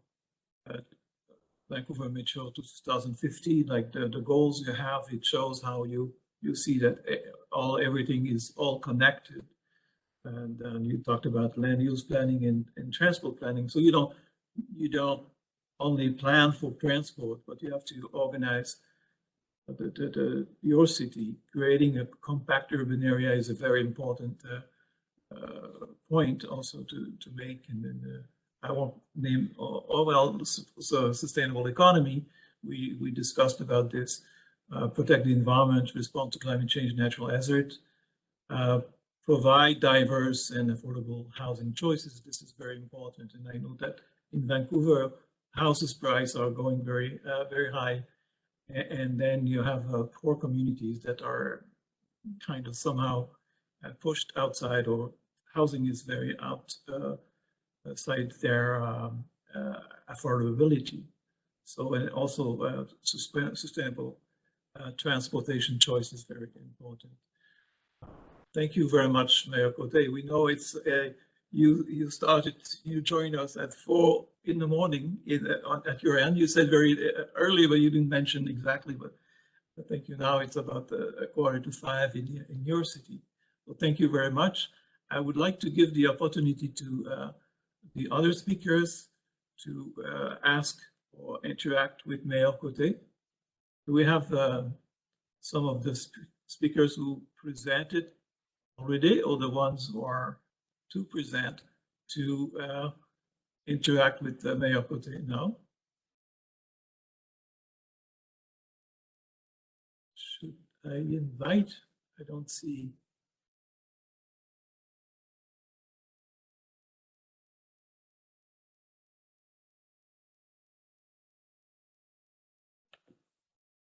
So Mayor Cote, I would like to know, maybe you like to ask you, maybe it's let's say it's unfortunate that Mrs. Nancy Van Dyke was not present, but maybe you want also to comment on other presenters, maybe also on Mrs. Van Dyke presentation, if you wanted to comment on this. Do you see this as something that it could be a useful tool in Vancouver Metro, for example? Yeah, no, I really appreciated her presentation there, and found it very insightful. I think what I really took out of it is how do we utilize new technologies, new ways to gather data to make better decisions in the transportation infrastructure that we're making, and our plans there. Because I think the reality is transportation infrastructure is very expensive, and you do not want to make the wrong investments in the wrong areas. And understanding the gaps in your systems is critically important to making the right decision. So I still recall the chart that she brought up from South Africa that clearly outlined where the region was doing well, but where it was shortcoming. And I think that kind of framework and that kind of system would be very useful for cities around the world to really understand where their gaps are. Because and I think with new technologies, we have more abilities to be making more data-based decisions there. And I think as as we move forward into the future, it's how do we ensure new technologies are used a way to help achieve and help our goals there, because we definitely know through the transportation sector that that there are going to be huge transformations. We need to make sure those transformations are actually helping to achieve the goals of our cities there. And I thought her presentation and comments really helped highlight how we could use that to be a catalyst for that. Thank you very much, Mayor. I don't see questions. Maybe, I don't know if you want to comment on other things or add other information you wanted to add to your own presentation. Yeah, well, you know what, it's a pleasure for me to be able to join this this forum, and I think the reality is all cities are struggling with the same issues. We're not islands into ourselves. I think we're all trying to find ways to tackle the climate emergency that we're facing. We're all struggling with equity issues in our communities, and I think from myself. I guess I really want to make the statement that the long range planning, even though we're looking out to 2050 and we've got problems today, is so critical for us to be able to have that roadmap so we can understand the priorities we need to be doing today, tomorrow, and in the short term, and to be able to have that long range plan outlook, I think is so important for our regions, and I think important for all major regions to help tackle such complex and challenging issues that we're all facing. Thank you very much, Mayor Cote.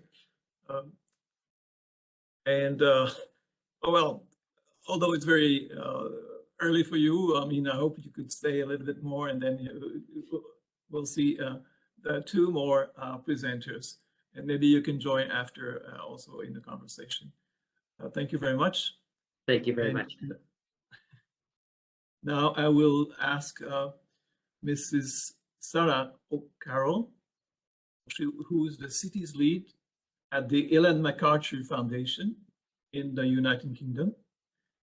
I think she's there, so I can see you. And then please take the mic. It is all yours. Thank you so much. Let me share presentation. We can get started. Honorable mayors, distinguished speakers, and colleagues, thank you so much for inviting me to speak today to contribute to this rich and timely discussion. Good morning, good afternoon, and good evening, wherever you are in the world. The world's resources are finite, and yet for centuries they've been taken out of the ground, made into products, and thrown away or wasted. And this really is our current linear economy. The Ellen MacArthur Foundation was founded 10 years ago by record-breaking yachtswoman Ellen MacArthur after she became acutely aware of how finite our planet's resources are. At the foundation, we recognize that waste is fundamentally a design flaw in our economy, which is contributing to the world's greatest challenges: climate change, biodiversity loss, plastic pollution, and nutrient loss in food.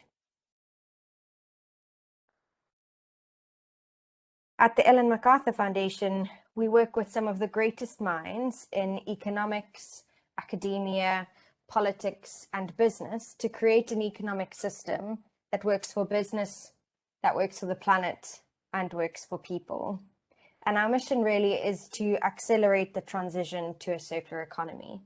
To do that, we develop and promote the idea of the circular economy. We engage, provide connections and knowledge to key individuals and organizations who can play a vital role in changing the way we design, make, and produce. And we work with a network of over 2,000 organizations to mobilize and drive the solutions that we need to tackle these global challenges. But what really is the circular economy? So the circular economy is based on 3 principles, all driven by design. Eliminate waste and pollution, keep products and materials in use, and regenerate natural systems. By embedding these 3 principles into our economy, we can change how we manage our resources, how we make and use products, and what we do with the materials afterwards. The circular economy provides a complete picture of what is required to respond to our world's biggest challenges. It's a crucial part of the solution because it tackles the root causes of these global challenges, going beyond simply fixing the current issues, cleanups, or small improvements to a full-scale industrial revolution and transformation. The circular economy supports better growth, growth that supports and benefits society, business, and the environment. Embedding circular economy strategies into business models can reduce investment risks by decoupling economic growth from resource consumption and diversifying business models. It can also support the reduction of exposure to supply chain disruptions and also resource price volatility. At the same time, we also know that the circular economy can support multiple SDGs, including 6 on energy, 8 on economic growth, 11 on sustainable cities, 12 on sustainable consumption and production, 13 on climate change, 14 on oceans, and 15 on life on land. We know that biodiversity loss is happening at an unprecedented rate, and our extractive, wasteful, and polluting linear economy is increasingly recognized as one of the main underlying causes of this crisis. But conservation and restoration efforts alone, as crucial as they are, will not be enough. The circular economy provides a framework to halt and reduce biodiversity loss. If we eliminate waste and pollution, keep products and materials in use by circulating them, and regenerate nature, biodiversity can thrive. And in order to fix the global economy, we need to fix the climate crisis. And the circular economy, again, is a critical part in solving the climate crisis and to fulfill the objectives of the Paris Agreement. A study that we published in 2019 shows that solely relying on energy efficiency and switching to renewable energy will only address 55% of global greenhouse gas emissions. The remaining 45% are as a direct result of the way that we make and use products and food. And these emissions are projected to grow fast. We've heard other speakers talk similarly, along with rising demand for materials, so that by 2050, global demand for steel, cement, aluminium, and plastics is projected to increase by a factor of 2 to 4, and global food demand is projected to increase by 42%. If our current urbanization rates continue, it's been estimated that material consumption in the world's cities will grow from 40 billion tons in 2010 to 90 billion tons in 2050. So we cannot fix the climate crisis unless we transform the whole economy. We need a fundamental shift in our global approach to tackling climate change. We need to transition to renewable energy, and we need to improve resource efficiency, but we also need to rethink the way that we make and use products and food. The circular economy represents a truly systemic shift. By transforming the way we design and make and use products and food, a circular economy allows us to produce less steel, cement, and other emission-intensive materials, and to store more carbon in soil. The circular economy can tackle climate change and biodiversity loss together in scalable ways to create value, to create jobs, and to increase the resilience of our supply chains. We've also heard speakers talk about the impacts of our current linear economy on cities, where cities consume 78% of the world's energy, use 75% of the world's natural resources, contribute to more than 60% of global greenhouse gas emissions and 50% of solid waste. And that we also know that 70% of cities are already dealing with the effects of climate change, and nearly all cities around the world are at risk. If we consider that 2/3 of us will live in cities by 2050, we can only expect that the challenges and costs associated with these problems and challenges will get worse over time. So city governments have a key role to play in building thriving, resilient, and livable cities. They're uniquely positioned to accelerate the transition to a circular economy, because by embedding circular economy principles into city policy levers, city governments can bring about changes to the way that we use and manage materials in our cities, so that waste and pollution is eliminated, so that materials and products are kept in use at their highest value for as long as possible, and so that natural systems in and around cities can be regenerated.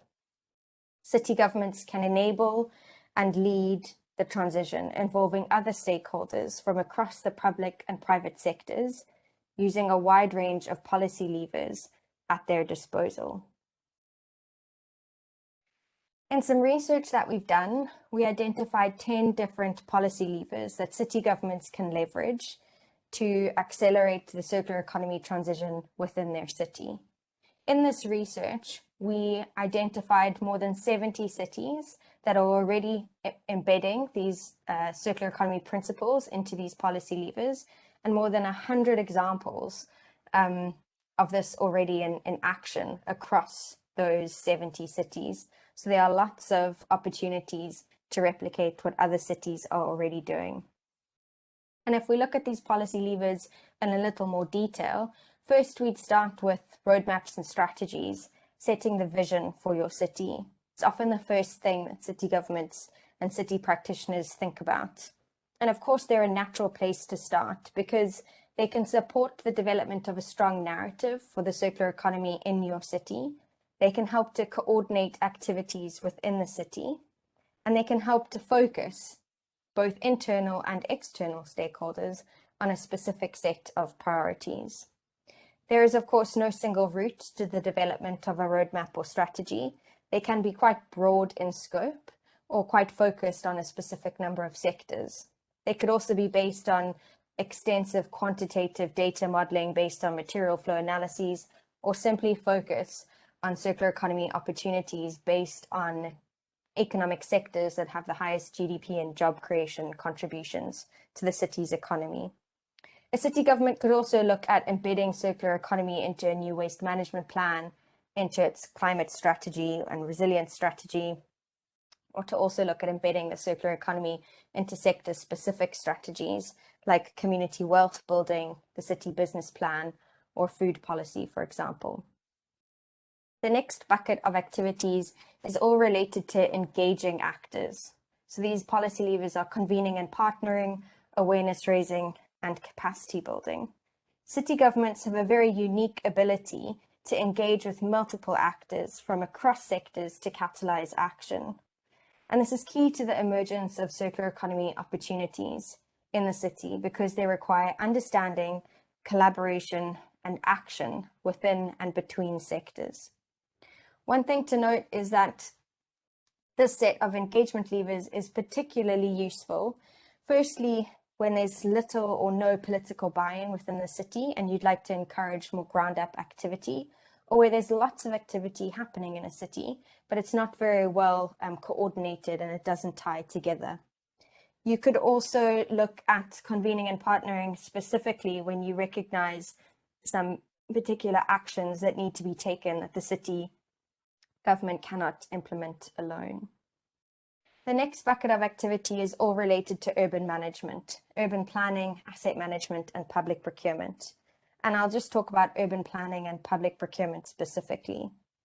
We know that city governments have an enormous influence over the physical development of a city. A study by the OECD shows that procurement spend accounts for 12 to 30% of GDP, and 60% of that is at a sub-national level. So city governments have a significant buying power that they can leverage to accelerate the circular economy transition within their city. And urban planning has a powerful impact on how people and goods move around the city. They can have a strong impact on whether materials, products, and nutrients can be recaptured and kept in use. Urban planning can also create long-term housing, mobility, and behavioral lock-ins. So it's important really to think about how you can embed circular economy principles into urban planning decision-making. The next bucket we talk about as economic incentives. So that includes financial support and fiscal measures.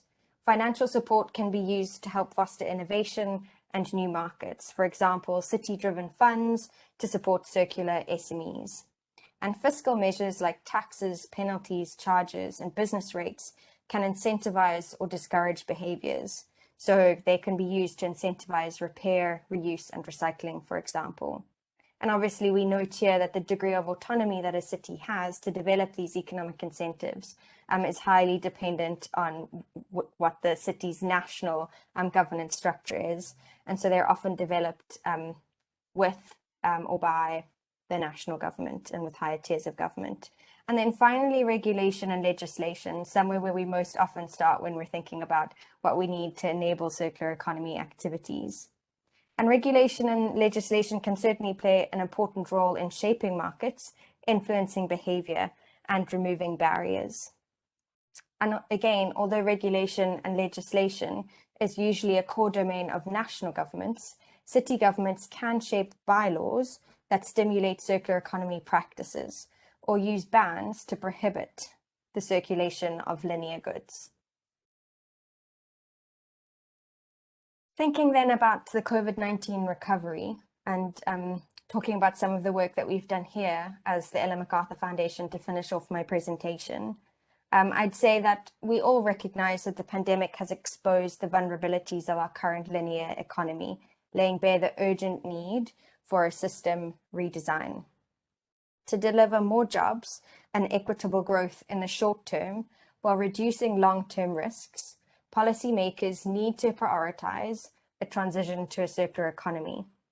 They also need to set a common direction of travel that doesn't only focus on a short-term rescue, but embeds resilience in the long term. We need policymakers to foster collaboration across value chains, industries, national boundaries, and between different tiers of government to obtain system-level solutions. We need policymakers to shape incentives to enable a low-carbon economic recovery, for instance, by pricing in negative externalities and restructuring SME and wider business support programs to benefit circular business models rather than linear ones. And finally, we need policymakers to support the unlocking of circular investment priorities. In some research that we did to identify specific circular investment opportunities related to the COVID-19 recovery, we identified 10 attractive opportunities across 5 different sectors: the built environment, mobility, plastic packaging, fashion, and food. And for each of these sectors, we identified 2 complementary investment opportunities. The first one is focused, and so you'll see this over here. The first set of investment opportunities is really focused on optimizing the use of assets, materials, and nutrients. And the second column, the second set, presents a way for ensuring that materials and nutrients can be circulated to maintain their value. And so the 10 investment opportunities are, firstly, in the built environment, to invest in the renovation and upgrading of buildings, and secondly, to invest in building materials reuse and recycling infrastructure. In mobility, to invest in multimodal mobility infrastructure, as well as automotive refurbishment, remanufacturing, and repair infrastructure. In plastic packaging, we suggest investing in innovative reuse business models for plastic packaging, as well as the collection, sorting, and recycling infrastructure that's needed to keep plastic in circulation. In fashion, we would like to suggest investing in rental and resale business models, as well as the collection, sorting and recycling infrastructure for clothing. And lastly, in food, to invest in tools that enable farmers to shift to regenerative agricultural production, as well as food surplus and byproduct collection, redistribution and valorization infrastructure. Thank you so much for your attention. It's been a great list of speakers so far, and I'm looking forward to the discussion. Thank you very, very much, Ms. Sarah O'Carroll, for your excellent presentation. And also bringing also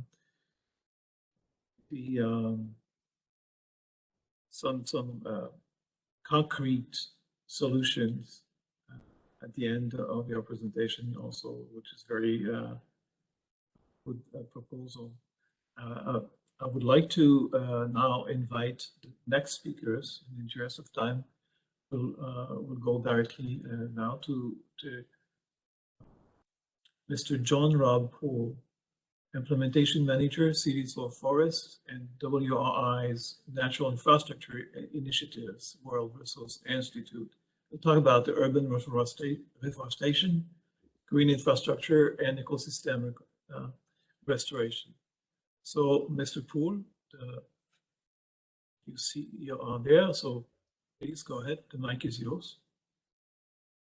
Thank you very much, Jean. Nice to be with everybody. I'm honored to have been invited to present during this year's International Mayors Forum, so thank you so much. Can you hear me well? I was having a little bit of troubles earlier.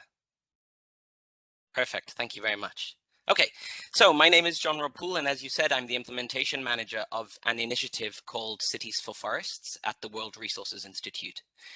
In my presentation, I'll give an overview of the initiative and how it works, and then I'll dive into some of the technical work we do to support cities to harness the power of nature-based solutions for disaster risk reduction, and specifically to manage and mitigate flooding and urban stormwater risks. Next slide, please. If my slides can be shown on the screen. They were there a moment ago. Thank you. Next slide.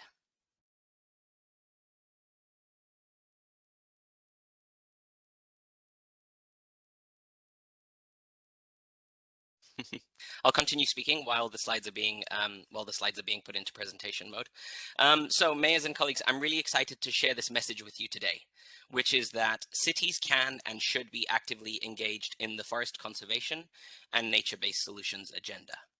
And Cities for Forests, the initiative that I work on, helps cities to do just that by supporting cities around the world to recognize their interdependence with the world's forests and to use their own political, economic, and cultural power to protect and manage those forests and other nature-based solutions for human well-being. We help our cities to better conserve, manage, and restore forests and nature-based solutions at large at 3 different scales, as you can see on this slide, namely what we call inner forests, which include city trees, urban parks, and so on, at the nearby forest scale, which includes watersheds, and at the faraway forest scale, which are those forests that are typically out of sight and out of mind, such as the world's tropical forests. The last scale here is particularly important because Cities for Forests is one of the only initiatives working to harness the power of cities to conserve the world's tropical forests. Next slide, please. As you can see on this map here, more than 80 cities have joined our network from all 6 inhabited continents across the world, and together they represent more than 200 million urban residents combined. Next slide, please. Our approach in Cities for Forests is 3-pronged.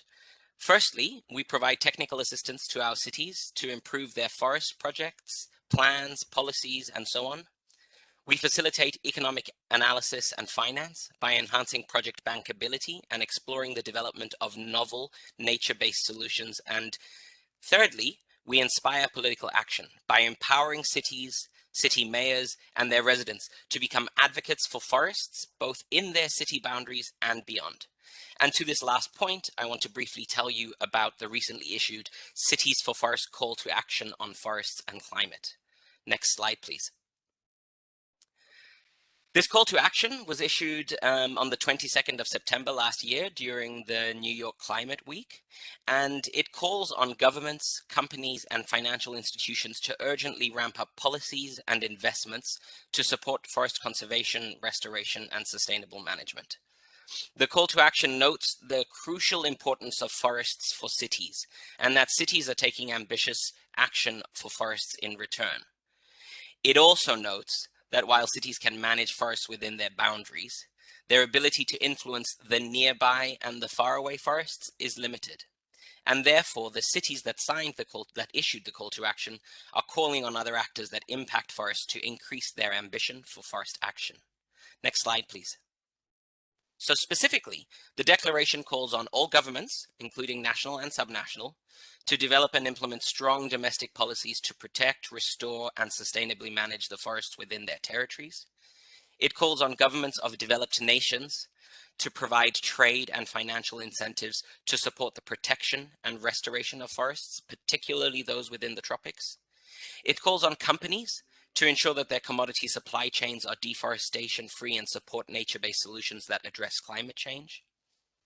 And finally, it calls on financial institutions, such as development banks, commercial banks, investors, sovereign wealth funds, to avoid financing activities that cause deforestation and instead prioritize investment in forest conservation and restoration and deforestation-free commodity production.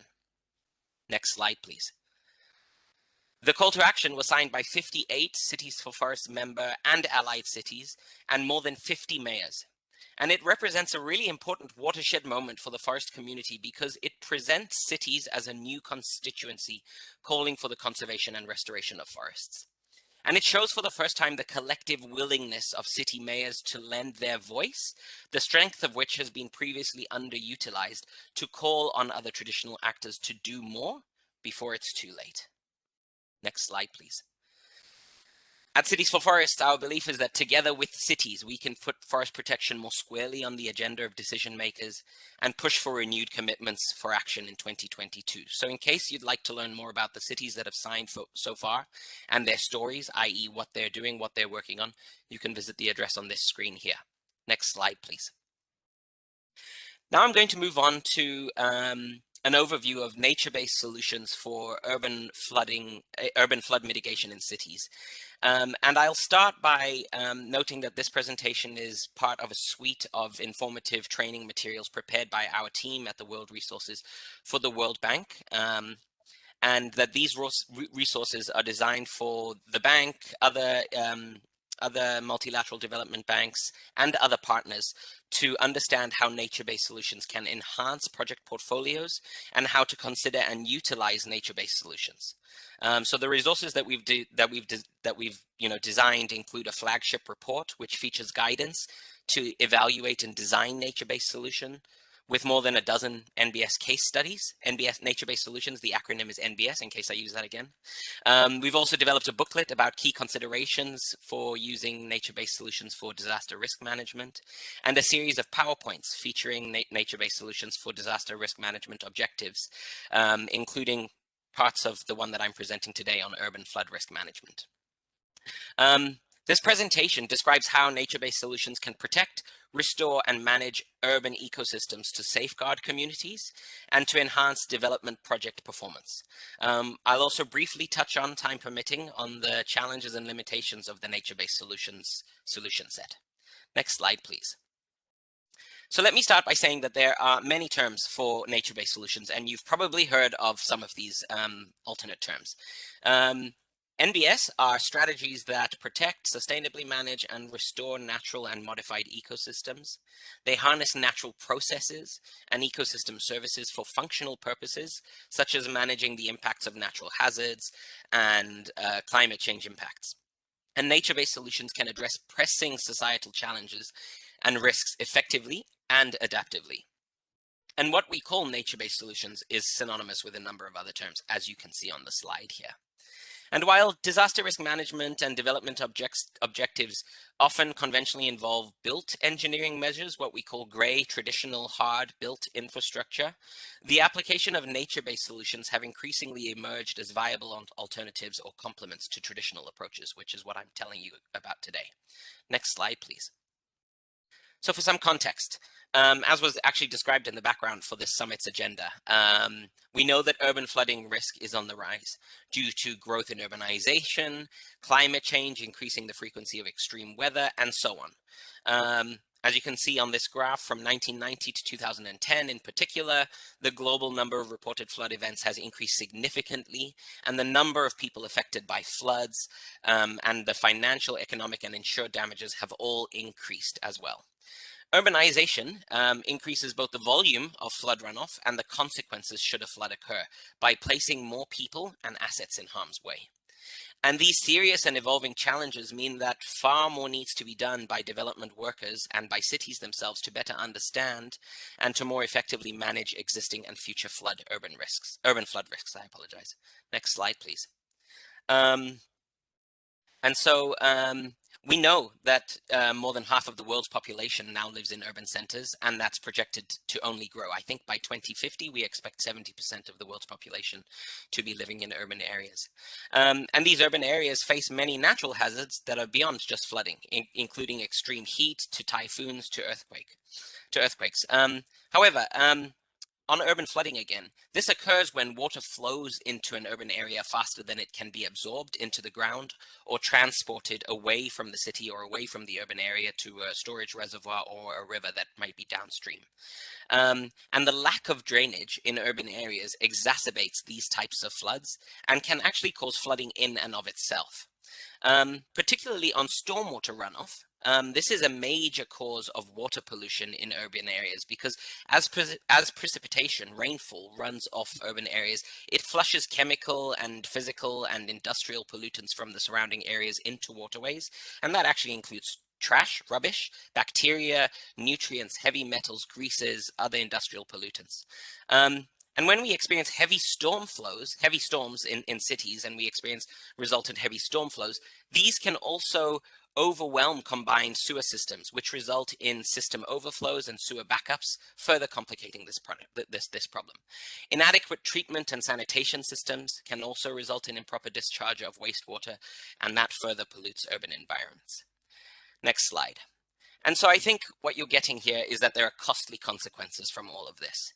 How much exactly do urban floods cost the world's economy is hard to say, because damage statistics are not usually classified by urban or rural location or the source of flooding, be it river or coastal or urban, which makes it difficult for us to apportion the losses specifically to urban flooding.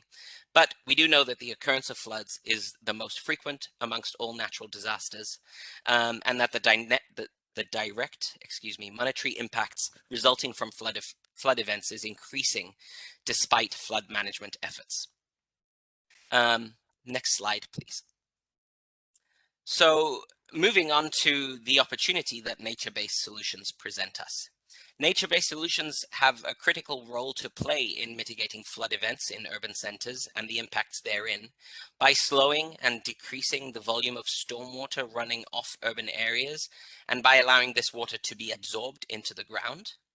And the slide that you see on the screen here presents a typology of the structural infrastructure strategies included in the urban flood management projects, including built infrastructure and nature-based solutions, and then what we call hybrid infrastructure, a hybrid combination of built and green infrastructure solutions.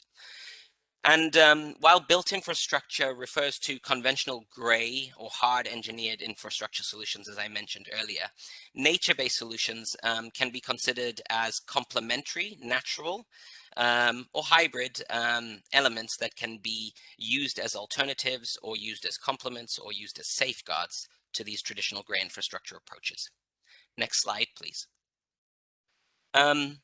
So generally, traditional built infrastructure collects and conveys stormwater from impervious surfaces such as roadways, parking lots, rooftops, into a series of pipes that ultimately discharge the water downstream into a water body or treatment plant or a storage reservoir. And these include, as you can see on the screen here, pipes, sewer systems, treatment plants, curbs, gutters, channeled rivers, and so on. But in addition to infrastructure that is built specifically for flood management and urban development, infrastructure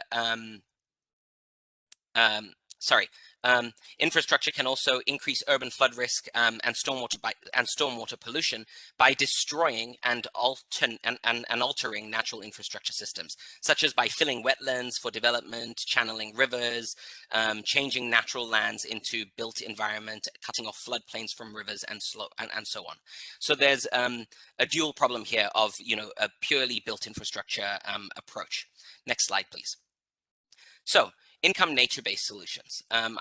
We've already described what nature-based solutions are, but I want to flag that they can take many forms, which allow for a broad application of different strategies for municipalities and cities of all sizes in different regions, in different states of development, in different contexts, in different geographies. And as urban areas develop, cities can strategically designate green spaces protected from development, such as parks and greenways and wetlands, so that these natural solutions can absorb, store, and filter stormwater and provide a plethora of additional benefits, some of which we'll cover a little bit later here. Next slide, please. Managing the floodwater from urban areas is a formidable challenge, though, and so natural solutions are often insufficient to do this, which brings us back to the role of hybrid green-gray infrastructure. Hybrid solutions are a great option because they match the benefits of natural infrastructure with the security and greater performance certainty associated with built infrastructure. Next slide, please. I'm conscious of the time here, so I'm going to try and move pretty quickly.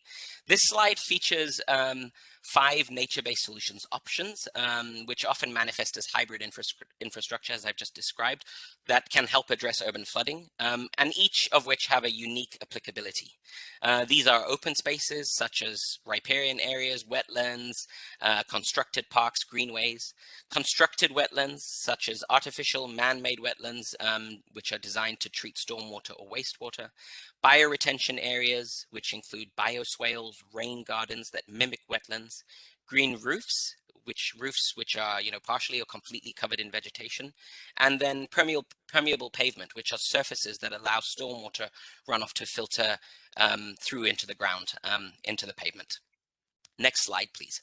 The advantage of some of these systems are that even though nature-based solutions are newer and not as well tested or established as built infrastructure, there's a wealth of evidence that is emerging that indicates that nature-based solutions can achieve comparable or even superior stormwater management results compared with built infrastructure. And that nature-based solutions actually offer several additional benefits. Namely, they are multi-purpose solutions, and they provide a wealth of valuable co-benefits, including habitat creation, improved public health, the cooling of outdoor and indoor environments to ameliorate the urban heat island effect, biodiversity protection, and so on.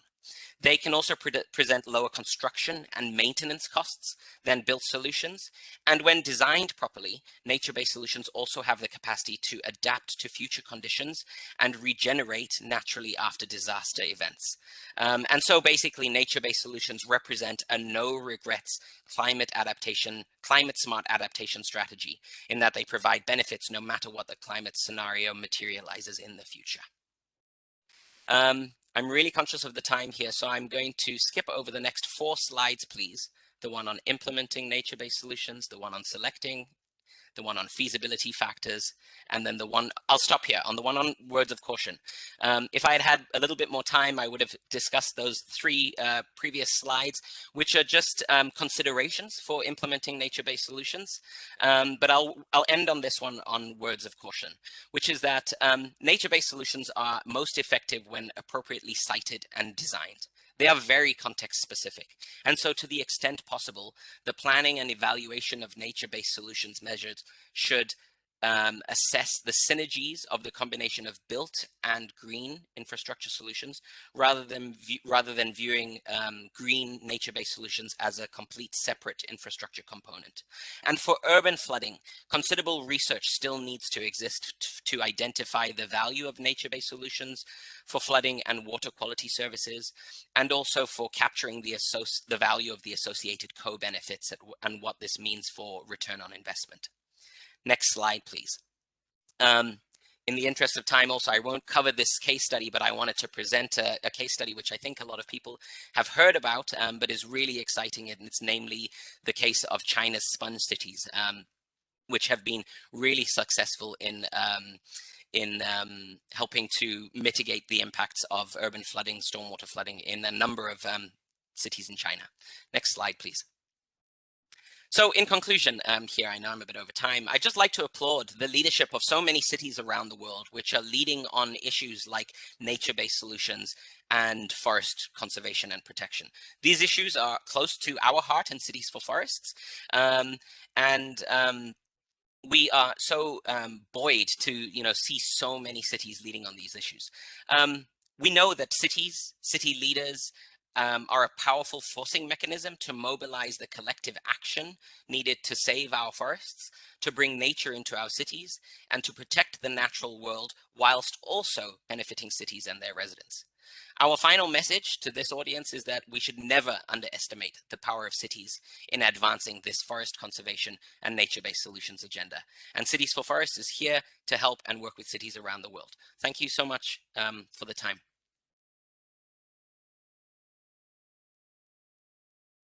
Thank you very much, John Rob Poole, for your very interesting presentation, very comprehensive. I think now we'll take a little bit, some time for questions. I don't see questions, but then I will invite the other presenters, because I don't see questions in the chat box, but maybe some presenters, other presenters, would like to comment or to complement or to ask questions to the last two presenters. I don't see a hand. Then I would like to ask you, I think it's related to both. First, I had this question to Sarah, and how is circular economy feasible in poorest developing countries? And then at the same time, I would like also to you, John Rob, to talk about these nature-based solutions, but also the City for Forests call signed by almost 60 countries. I didn't have, sorry, time to look at all the countries, but how is it open to cities of developing countries, and how they participate into that? So to both of you, I'd like to see the relation of your presentations and in the context of the poor developing countries.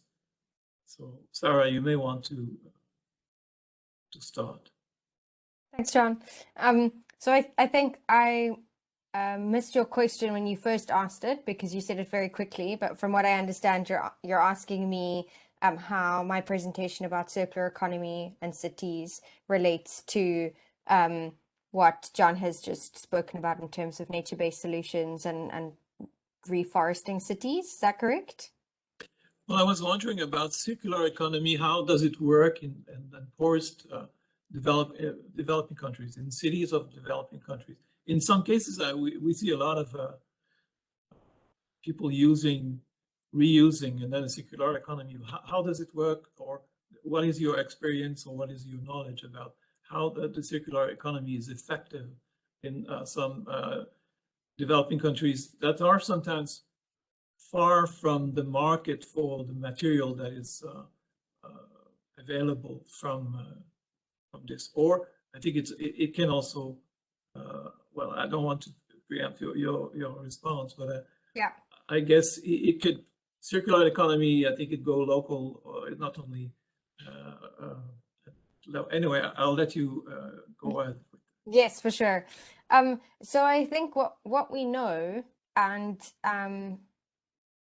what most people would expect is that in developing country cities, there are already high rates of reuse, repair, sharing, for example. And what's really important as those cities to develop is to develop in a way that continues to expand those circular economy activities that are already happening. That's quite difficult if you consider that for many developing country cities, they have a very aspirational middle class that is largely aspiring to have the same lifestyle in the same manner that's happening in developed countries. And so that is certainly a challenge that needs to be addressed. But there are already kind of high rates of circulation of materials within those cities. And when we think about that, when you're supporting the formal, or you'd like to support the formal collection, sorting and recycling of those materials within your city boundary, I think it's important for us to start thinking about infrastructure differently to the way that we might understand collection, sorting and recycling infrastructure at the moment. We really need to start innovating across all of these technologies so that we can support the creation of decentralized infrastructure rather than this kind of centralized infrastructure that requires really big economies of scale for them to work, so that value creation continues to happen at the local level. And kind of hand in hand with that is talking about the regulation and legislation policy lever that I spoke about. This is also where regulation and legislation is really important to make sure that where we don't have adequate technology, any kind of pretty much anywhere in the world to deal with some specific materials, that we are eliminating those problematic materials from our economies. And so maybe those are the two things that I'd say quickly related to that. And then secondly, nature-based solutions is very much part of the third principle of the circular economy, regenerating natural systems. We need to start looking at alternatives to fossil fuel-based materials, to develop our economies, and nature-based solutions is certainly a part of that. And reforesting solutions is also part of at principle number 3 about regenerating natural systems in and around cities. So I'll stop there for sake of time. Thank you very much for your response. And then I'll let John Robb also now to add. Thank you very much, Jan. Yeah. So your question was, how is this call to action open to developing country cities?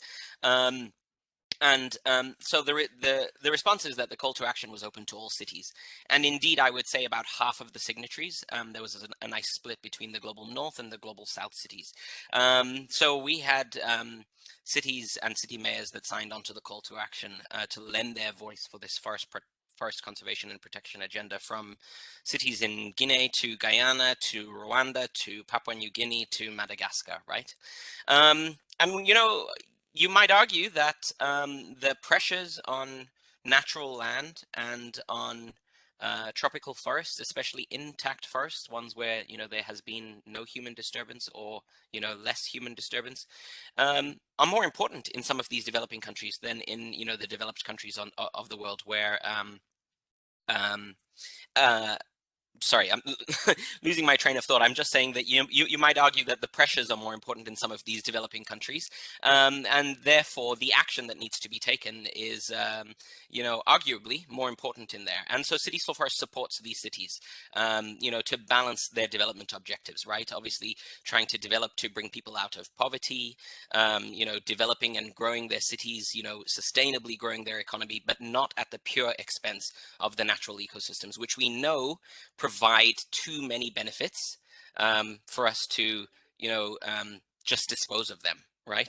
And so the call to action, it was signed by many cities from around the world, both developing and developed, and that really illustrates the leadership from cities in the developed north, but also in the developing south for this agenda.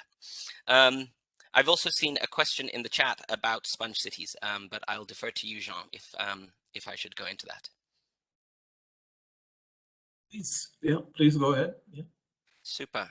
Somebody's asked about the example that I was going to give about China's sponge cities. So I can quickly describe that, well, China's cities face quite serious challenges related to urban flooding, as well as water shortages, in fact. And urban sprawl over the last several decades in China has increased the amount of impervious surfaces and destroyed or degraded natural areas such as forests, lakes, wetlands, green spaces, and so on. And so this development in China has led to more occurrences of flooding and stormwater runoff, including pollution, as I described earlier. And this urban flooding has led to huge losses in property and lives.